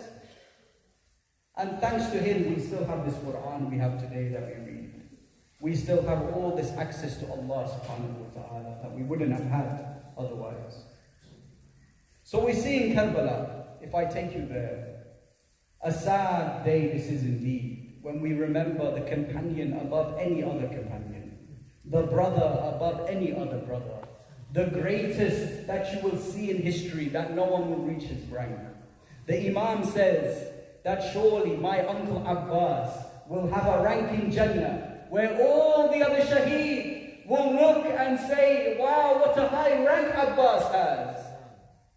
Abbas was the best of brothers, Ya Mu'mineen. On the day of Ashura, Shimr bin Darjoshan comes. He says, where's my cousins? Bring Abbas, Abdullah, Uthman, Ja'far, bring them to me. Abbas ignores them. He calls out again, bring my cousins, where's my cousins? He ignores them again. The third time Abu Abdullah says, I know you want to ignore them, but he's calling you 3 times, just see what he wants. Abu al-Fadl Abbas goes to see what Shimr wants. Shimr says, I have got a contract here that you and your brothers, you can go to safety and we won't have to kill you. Yeah, you can go for free. And Shimr was obviously doing this because he didn't want his army to face Abbas in the first place, the warrior he was. Abbas replies, may Allah curse you and curse your amana. How can Abbas be allowed to flee while the son of Zahra has no protection in Karbala? How can Abbas be allowed to flee while the son of Zahra is left in Karbala all alone? On the day of Ashura, we mentioned Al-Qasim was killed, Owen and Muhammad was killed, Ali al-Akbar was killed. The army was getting smaller and smaller and smaller until we got to a point where there was only Abbas with Abu Abdullah. Abbas would constantly ask, Ya Sayyidi, Ya Mawlai, give me permission to go fight. Abu Abdullah said to him, Ya Abbas, you are the backbone of my army. If you are gone, I have no backbone, Ya Abbas. Abbas would say, I am desperate to avenge my nephew's Qasim, Ali al-Akbar. Imam al-Hussein says, Ya Abbas, if you must go, I can hear the children crying out, Al-Atash, Al-Atash, hold the thirst, hold the thirst. If you must go and fetch them some water. Abbas gets on his horse as he approaches Furat. The enemy, they don't know where to go. They see Abbas approaching. They all flee at once saying, this is the son of Haydar. This is the son of the one who killed the Arabs at Badr. This is the son of the one who killed them at Khaybar. They all fled from the scene. Abbas then went into the river. Allahu Akbar. Abbas goes in the river and he puts some water in his hands. You know what's going to happen. Abbas puts water in his hands. He remembers Sukaina. He remembers Ruqayya. He remembers Abdullah Radi. He remembers his master Abu Abdullah al-Hussein alayhi salam. And he does, yes, Abbas could have died in Jihad al-Asghar, yes, dying in the battlefield. But Abbas's shahadat is truly unique. He had Jihad al-Akbar, that his nafs, he would never let himself drink water before Hussein. He puts the water in his hands. He cries out, Ya nafs min ba'd al-Hussein uni. Oh soul, you are nothing after Hussein. Ya nafs min ba'd al-Hussein uni. Wa ba'dahu ma kunti aw tabuni. Hada al-Hussein al-warid al-manuni. Wa tashrabina barid al-ma'ini. Oh soul, you are nothing without Hussein. How can Hussein be thirsty while you consider to drink? They all looked at Abbas, worried if he would drink a sip of water, that he would annihilate their army. Oh, Mu'mineen, I say Abbas was there to show that he was the owner of the Furat on this day, and to show the enemy that he will never drink water while his master was thirsty. Abbas filled the container with water. He then went back to the camp of Imam al-Hussein alayhi salam. These people knew they could not fight Abbas in one-on-one combat, so instead they hid behind some trees. As Abbas approached, they severed the right arm of Abbas. Rahim Allah man nada wa Abbasa wa Sayyida. Abbas called out, Inni qata'tuhu al-yamini, inni uhabi abadan al-dini. If you sever my arm, I will never stop to go towards my master. Abbas carried on back to the camp until a man came from behind. He severed the left hand of Abbas. Call out, Ya Abbasa wa Sayyida. Abbas's arm was severed, but the tragedy doesn't end there, Ya Rabbi. Abbas, he doesn't stop for a moment. He carries on going back to the camp. All of a sudden, the Maqtal says, فَوَقَفَ الْعَبَّاسُ مُتَحَيْرًا. All of a sudden, Abbas stood still in the battlefield. Why was Abbas perplexed? He stood all of a sudden perplexed. The Maqtal says, وَسَحْمٌ أَسَابًا سَدْرًا. An arrow pierced his chest. وَسَحْمٌ أَسَابَ عَيْنًا. An arrow pierced his eye. But most importantly, وَسَحْمٌ أَسَابَ الْغَرْبَ. An arrow pierced the water container. Abbas stood perplexed in the battlefield. Why was Abbas standing perplexed? Because he had no eye to see with. He had no arm to fight with. But most importantly, he had no water to take back to the camp. All of a sudden, a wicked man comes from behind. Allahu Akbar. One of the Maraja, he says, when I thought about Abbas, I thought, how was it that they struck his skull and shattered his skull? Abbas was wearing a helmet. Allahu Akbar. He says, I then thought Abbas must have bowed down to remove the arrow from his eye, which exposed his head. They struck Abbas's head. The full moon of Bani Hashim was shattered on the day of Ashura. Abbas called out for the first time, Akhi adrik akhak. Oh,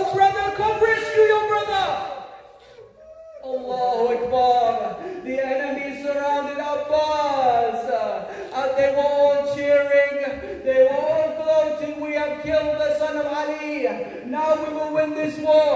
Abu Abdullah rushed towards his brother. Allahu Akbar. He gets down and said, Ya Abbas. Allah. He says, surely القال بقصر دهري وقلة هيلتي العال شمو عدوي. He says, my back is now broken and the enemies rejoice after you, Ya Abbas. He then puts Abbas's head in his lap. Abbas removes his head. He does this again. Abbas removes his head. He says, Ya Abbas, why are you moving your head? Abbas says to him, at this time you have my head in your lap, but in a few hours' time, who will have your head in their lap? Allahu Akbar. He said, Abbas said to him, Ya Abu Abdullah, please don't bring my body back to the camp. I cannot bear to see Sukaina without some water. Abu Abdullah comes back to the camp. He's crying, he's weeping, not saying a word. Sukaina calls out, why Abi al-Abbas? Where is my uncle Abbas? Abu Abdullah doesn't reply. Instead, he takes the pillar out of Abbas's tent, as if to say Abbas will not return. Zainab comes out her tent. She starts weeping and saying, Wa Abbasa! Wa Abbasa! Wa liyatana ba'dak! What atrocity is after you? You know how Abu Abdullah responds? How does he respond to comfort Zainab? He says, Wa liyatana ba'dak ya Abul Fadl. What atrocity is after you, ya Abul Fadl? I'll end with this.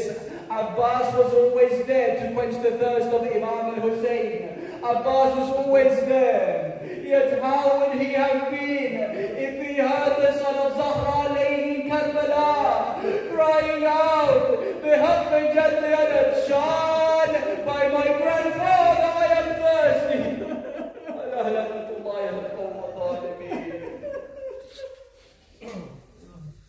Inshallah, may we be on the righteous companions of the Imam, inshallah. May we go and visit Karbala and that holy shrine of Abul Fadl Abbas and Imam Hussein alayhi salam. Sallu ala Muhammad wa ali Muhammad. Allahumma salli ala Muhammad wa ali Muhammad. لا حول ولا قوة إلا بالله العلي العظيم.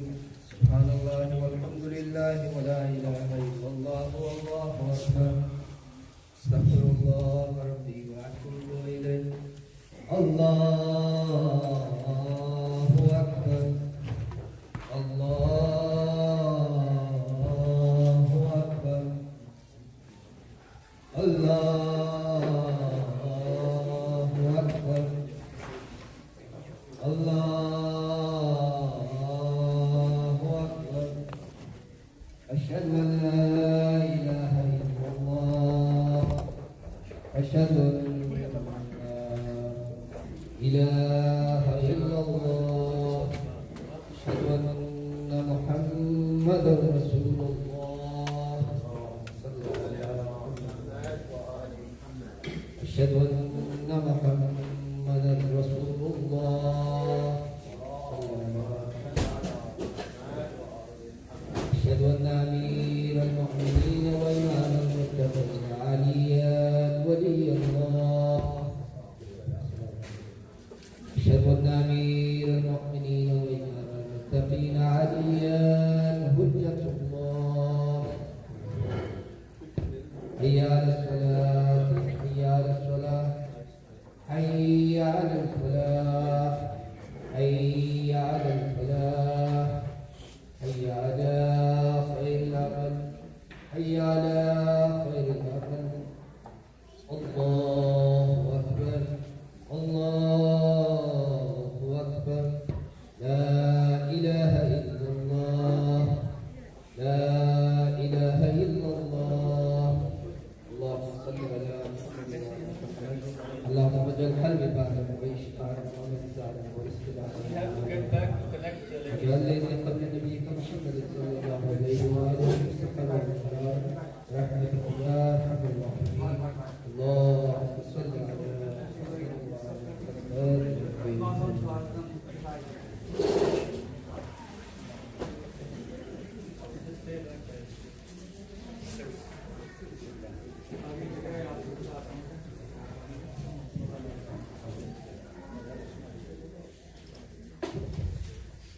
الله أكبر الله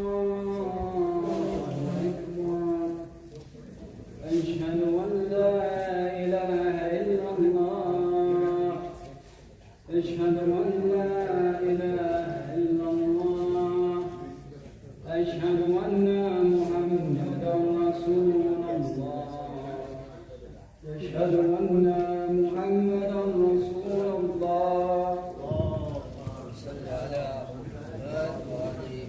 أشهد أن عليا ولي الله أشهد أن عليا حجة الله حي على الصلاة حي على الصلاة حي على الفلاح حي على الفلاح حي على خير العمل حي على خير العمل قد قامت الصلاة قد قامت الصلاة الله أكبر الله أكبر لا إله إلا الله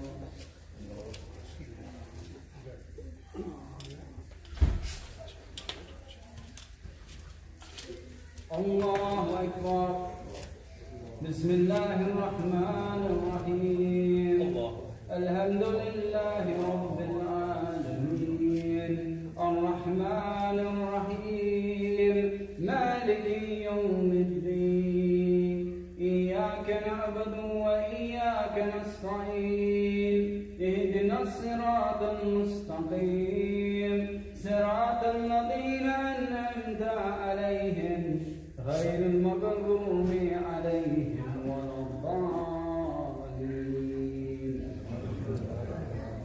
بسم الله الرحمن الرحيم قل هو الله أحد الله الصمد لم يلد ولم يولد ولم يكن له كفوا أحد سبحان ربي العظيم وبحمد ربي صل على محمد وآل محمد سمع الله لمن حمده الله أكبر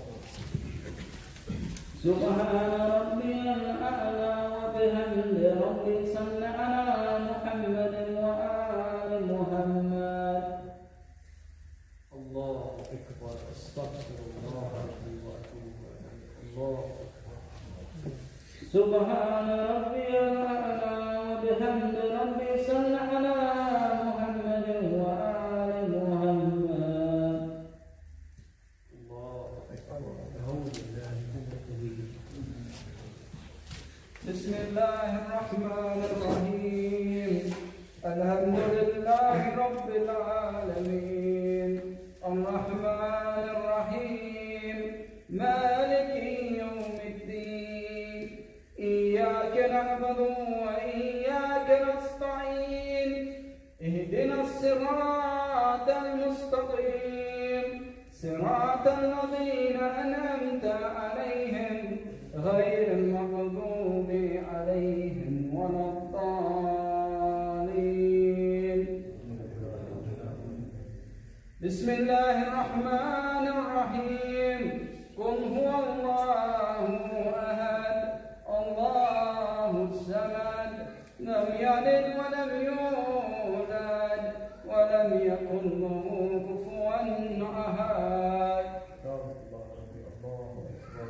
سبحانك يا لا إله إلا أنت الغوث الغوث خلصنا من النار يا الله سبحان ربي العظيم وبحمد ربي صل على محمد وآل محمد سمع الله لمن حمده الله سبحان ربي الأعلى وبحمد ربي صل على محمد وآل محمد الله أكبر استغفر الله ربي وأتوب عليه الله أكبر سبحان ربي الأعلى وبحمد ربي صل على محمد وآل محمد. الله أكبر. الحمد لله. أشهد أن لا إله إلا الله وحده لا شريك له وأشهد أن محمدا عبده ورسوله. اللهم صل على محمد وآل محمد بحول الله.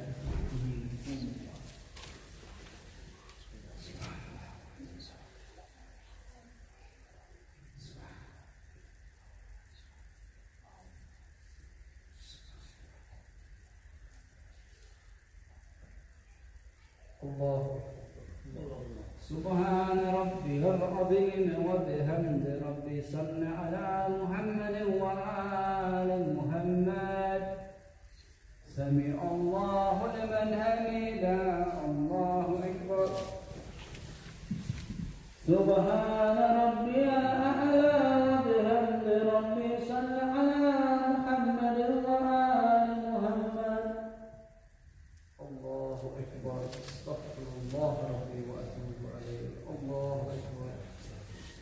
سبحان ربي الأعلى وبحمد ربي صل على محمد وآل محمد.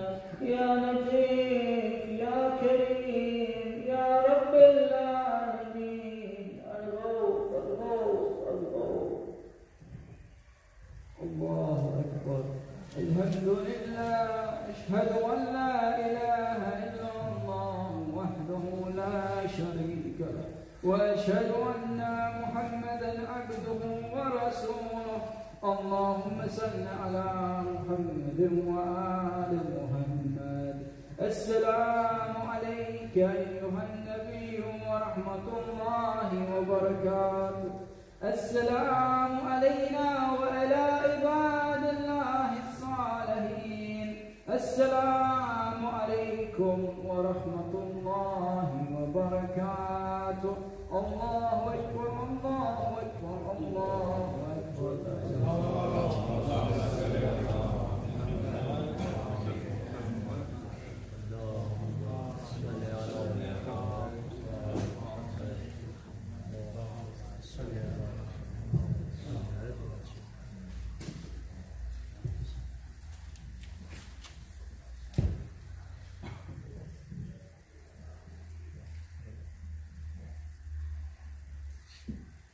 In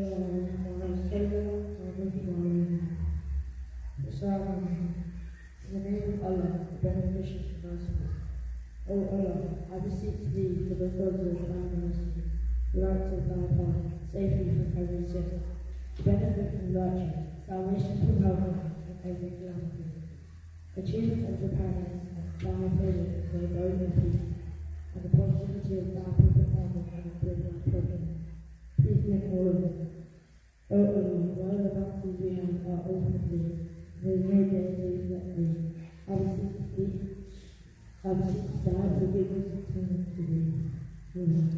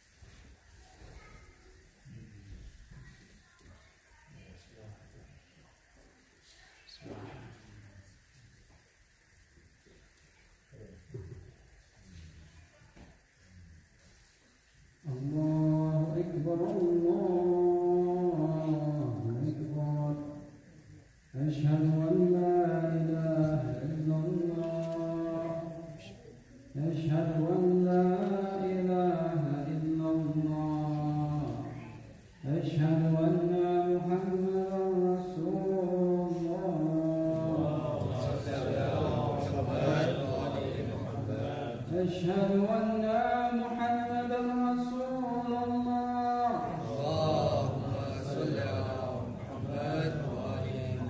أشهد أن عليا ولي الله أشهد أن عليا حجة الله حي على الصلاة حي على الصلاة حي على الفلاح حي على الفلاح حي على خير العمل حي على خير العمل قد قامت الصلاة قد قامت الصلاة الله أكبر الله أكبر لا إله إلا الله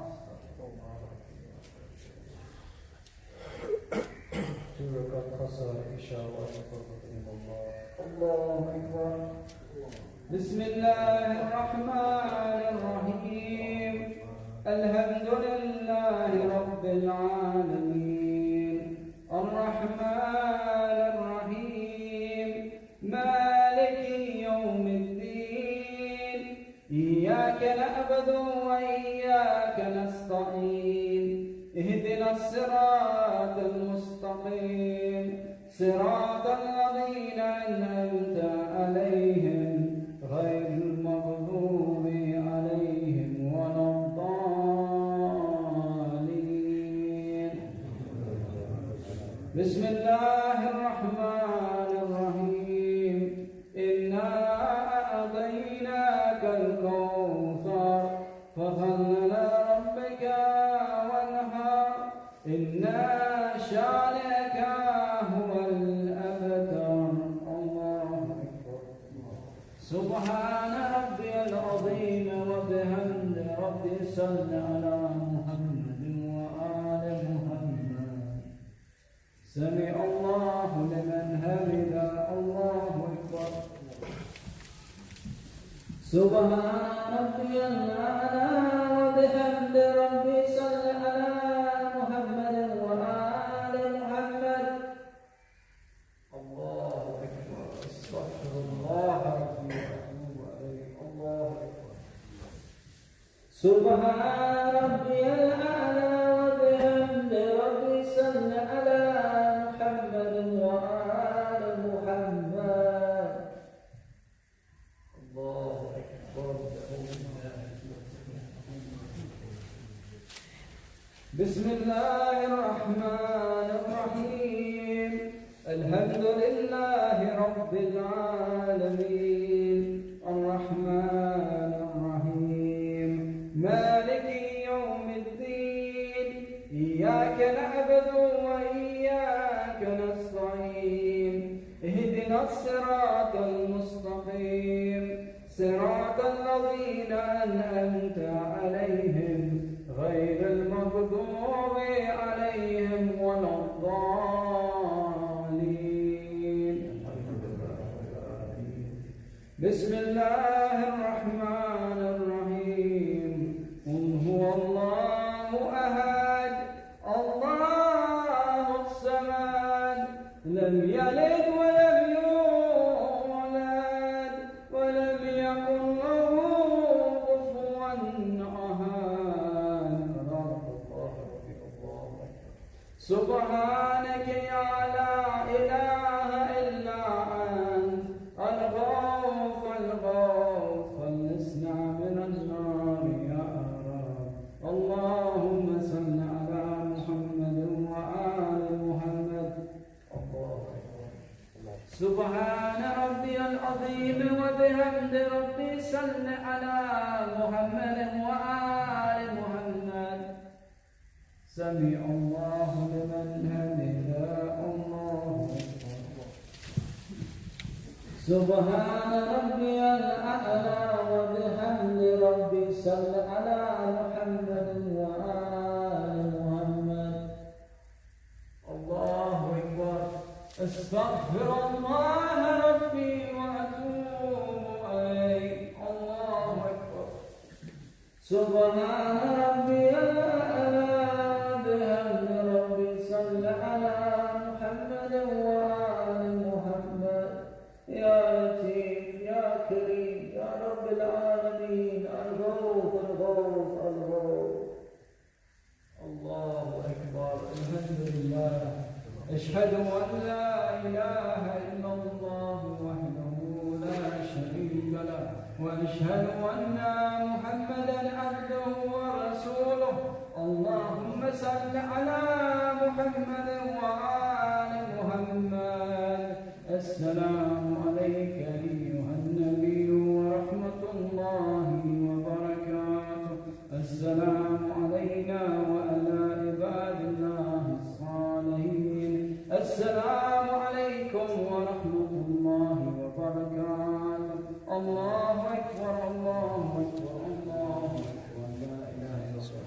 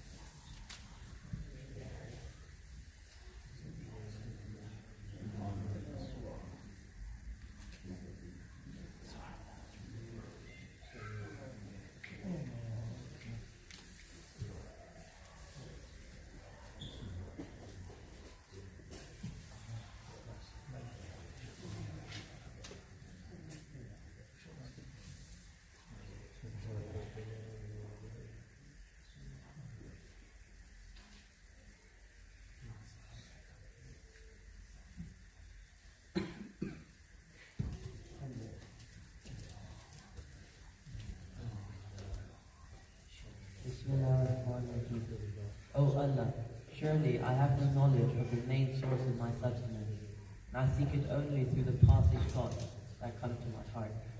And I wander about in cities, searching for it, and I am perplexed in regard to what I search for. I do not know whether it is in the valley or in the mountains, in the earth or in the heavens, in the continent or in the sea, and in whose hands it is, and from whom it is. And surely I know that you have its knowledge, and its resources are in your hands, and you alone distribute it by your kindness, and create opportunities through your mercy. O Allah, therefore bless Muhammad and his progeny, and O Lord, increase my sustenance, apportioned by you, and make it easy to search and source near, and do not make me strive in the search of what you have not decreed for my sustenance. For surely you are indifferent to chastise me, and I need your mercy. Bless Muhammad and his progeny, and by your grace show generosity to your slave. Surely you are the most generous.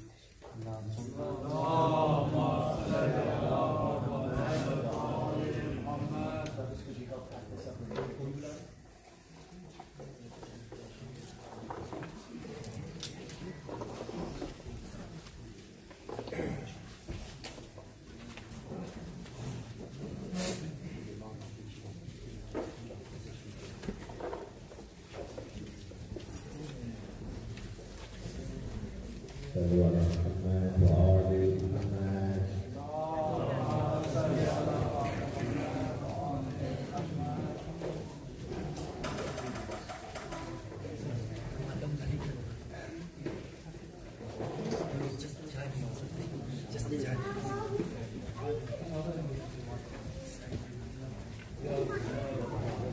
Ya Hussein.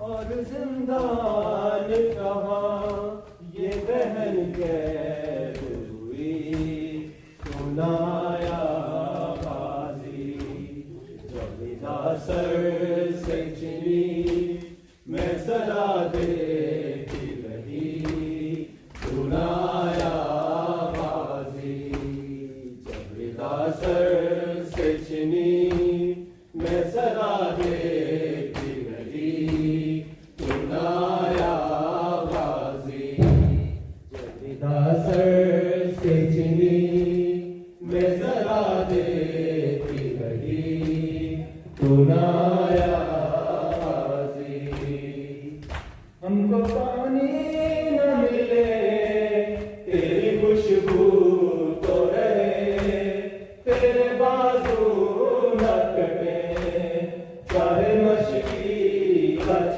दे ये मगर हो न सका तेरे बाजू है जुदा मुझ पे है तृष्णा लगी सुनाया बाजी जमीदा सर से चिनी मैं सदा देती रही सुनाया बाजी जमीदा सर से चिनी मैं सदा देती रही सुनाया बाजी आ गई शाम में अलम लुट गए ये हरम रेत पर जलती हुई हो गया ठंडा गुस्सा देने के लिए मुझसे मिलने के लिए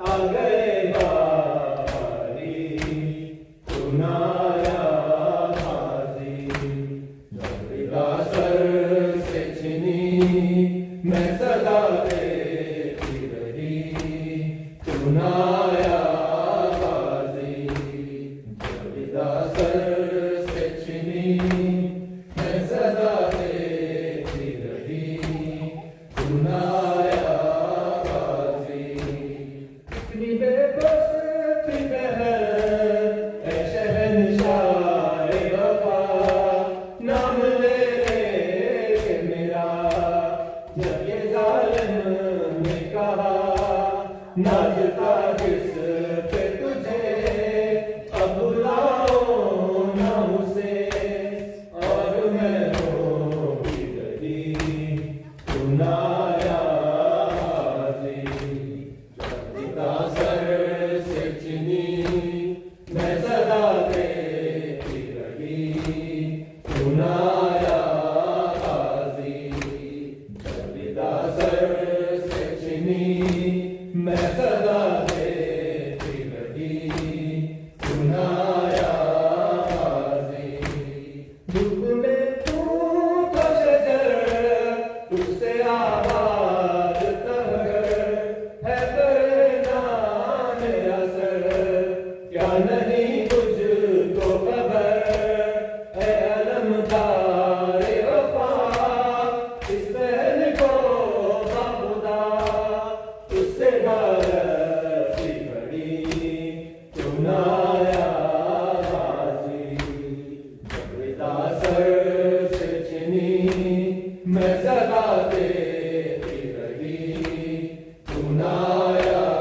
बाजी जमीदा सर से चिनी मैं सदा देती रही सुनाया बाजी हमको पानी न मिले तेरी खुशबू तो रहे तेरे बाजू न कटे चाहे मशकी सच दे ये मगर हो न सका तेरे बाजू है जुदा मुझ पे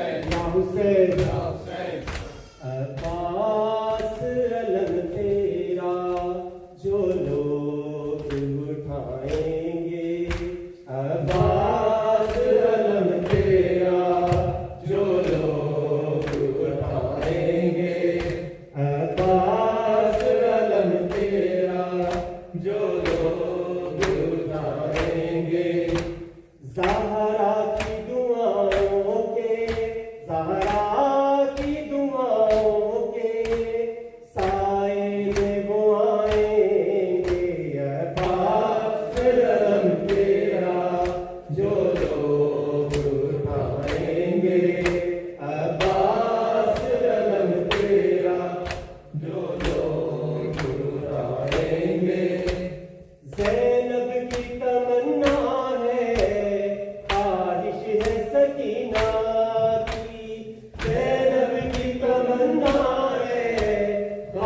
ख्वाहिश है सकीना की हर घर पे अलम तेरा हर घर पे अलम तेरा हम लोग सजाएंगे शक्ल अली गाजी मेरा कायम रहे उसकी वफा अब्बास अलम तेरा जो लोग उठाएंगे अब्बास अलम तेरा जो लोग उठाएंगे खुश होगा मेरा गाजी सरवर भी दुआ देंगे खुश होगा मेरा गाजी सरवर भी दुआ देंगे पानी पे सकीना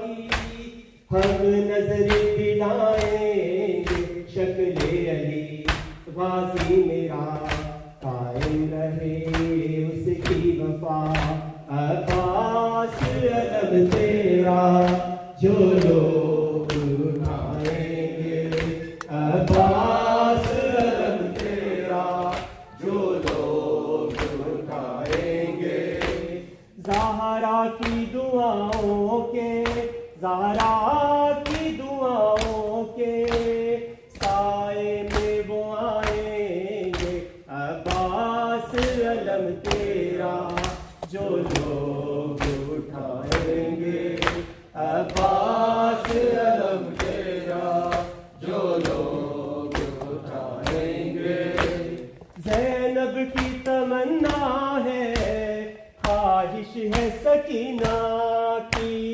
ज़ैनब की तमन्ना है ख्वाहिश है सकीना की हर घर पे अलम तेरा हर घर पे अलम तेरा हम लोग सजाएंगे शक्ल अली गाजी मेरा कायम रहे उसकी वफा अब्बास अलम तेरा जो लोग उठाएंगे अब्बास अलम तेरा जो लोग उठाएंगे ज़हरा की दुआओं के ज़हरा की दुआओं के साए में वो आएंगे शक्ल अली गाजी मेरा कायम रहे उसकी वफा अब्बास अलम तेरा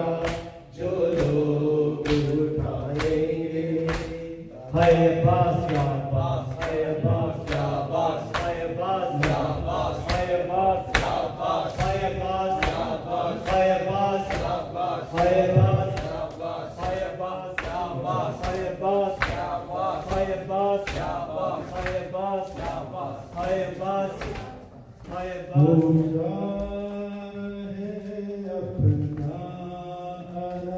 ऊंचा रहे अपना आलम ऊंचा रहे अपना आलम जब तक है दोरे आसमां जब तक है दोरे आसमां सुन ले ये हर पीरो जवान सुन ले हर पीरो जवान आवाज़ कर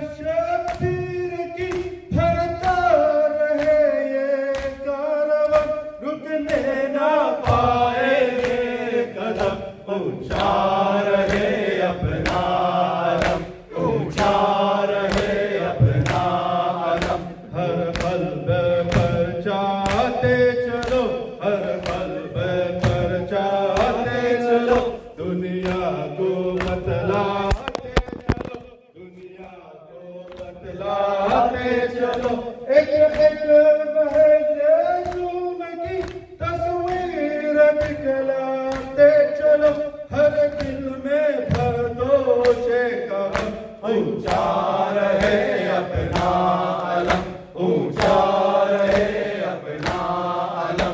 कब तक ना मानेगा कोई, कब तक ना मानेगा कोई, वो वक्त आएगा कभी, वो वक्त आएगा कभी। हर पल पर जाएगा अपना हुसैन इब्ने अली, दुनिया रहने कदम, ऊंचा रहे अपना अलम, ऊंचा रहे अपना अलम।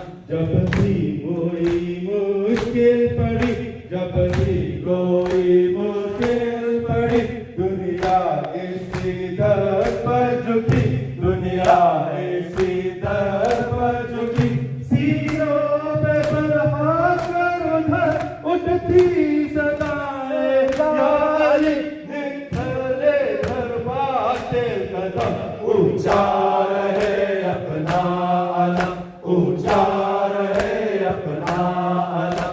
ये परचम अब्बास है, ये परचम अब्बास है। टूटे दिलों की आस है, टूटे दिलों की आस है। अब तक इसी परचम तले जिंदा किसी की प्यास है, जिसने सरीना को सितम, ऊंचा रहे अपना अलम, ऊंचा रहे अपना अलम। अब्बास है नाम वफा, अब्बास है नाम वफा, आवाज़ो अंजाम वफा, आवाज़ो अंजाम वफा। मुंह मोड़ कर दरिया से जो पीता रहा जाने वफा, होते रहे बाजू कलम, ऊंचा रहे अपना अलम, ऊंचा रहे अपना अलम, ऊंचा रहे अपना अलम।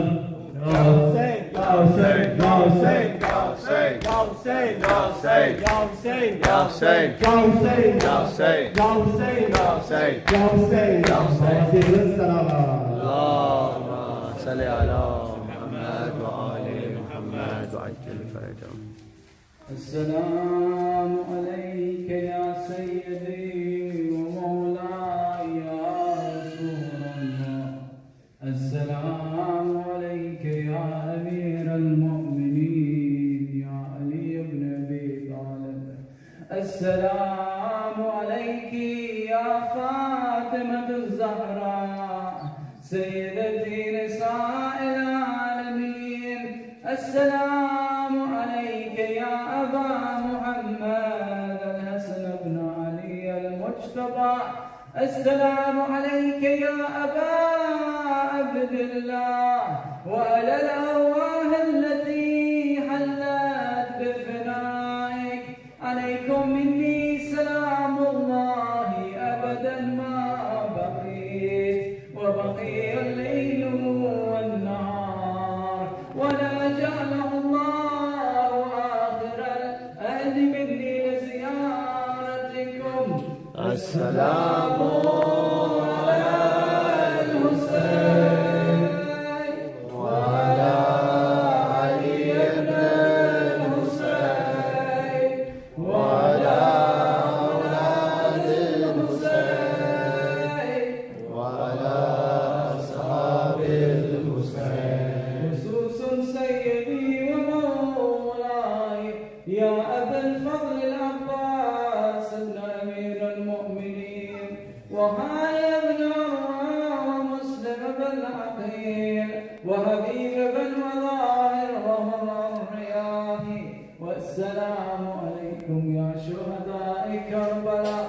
السلام عليك يا علي بن الحسين ومحمد بن علي وجعفر بن محمد وموسى بن جعفر وعلي بن موسى ومحمد بن علي وعلي بن محمد والحسن بن علي وإمام الحجة المهدي السلام عليك يا صاحب الزمان الأمان الأمان الأمان السلام عليك يا شريف القرآن السلام عليك يا خليفة الرحمن السلام عليك يا إمام الإنس والجان أجل الله تعالى فرجك وسهل الله تعالى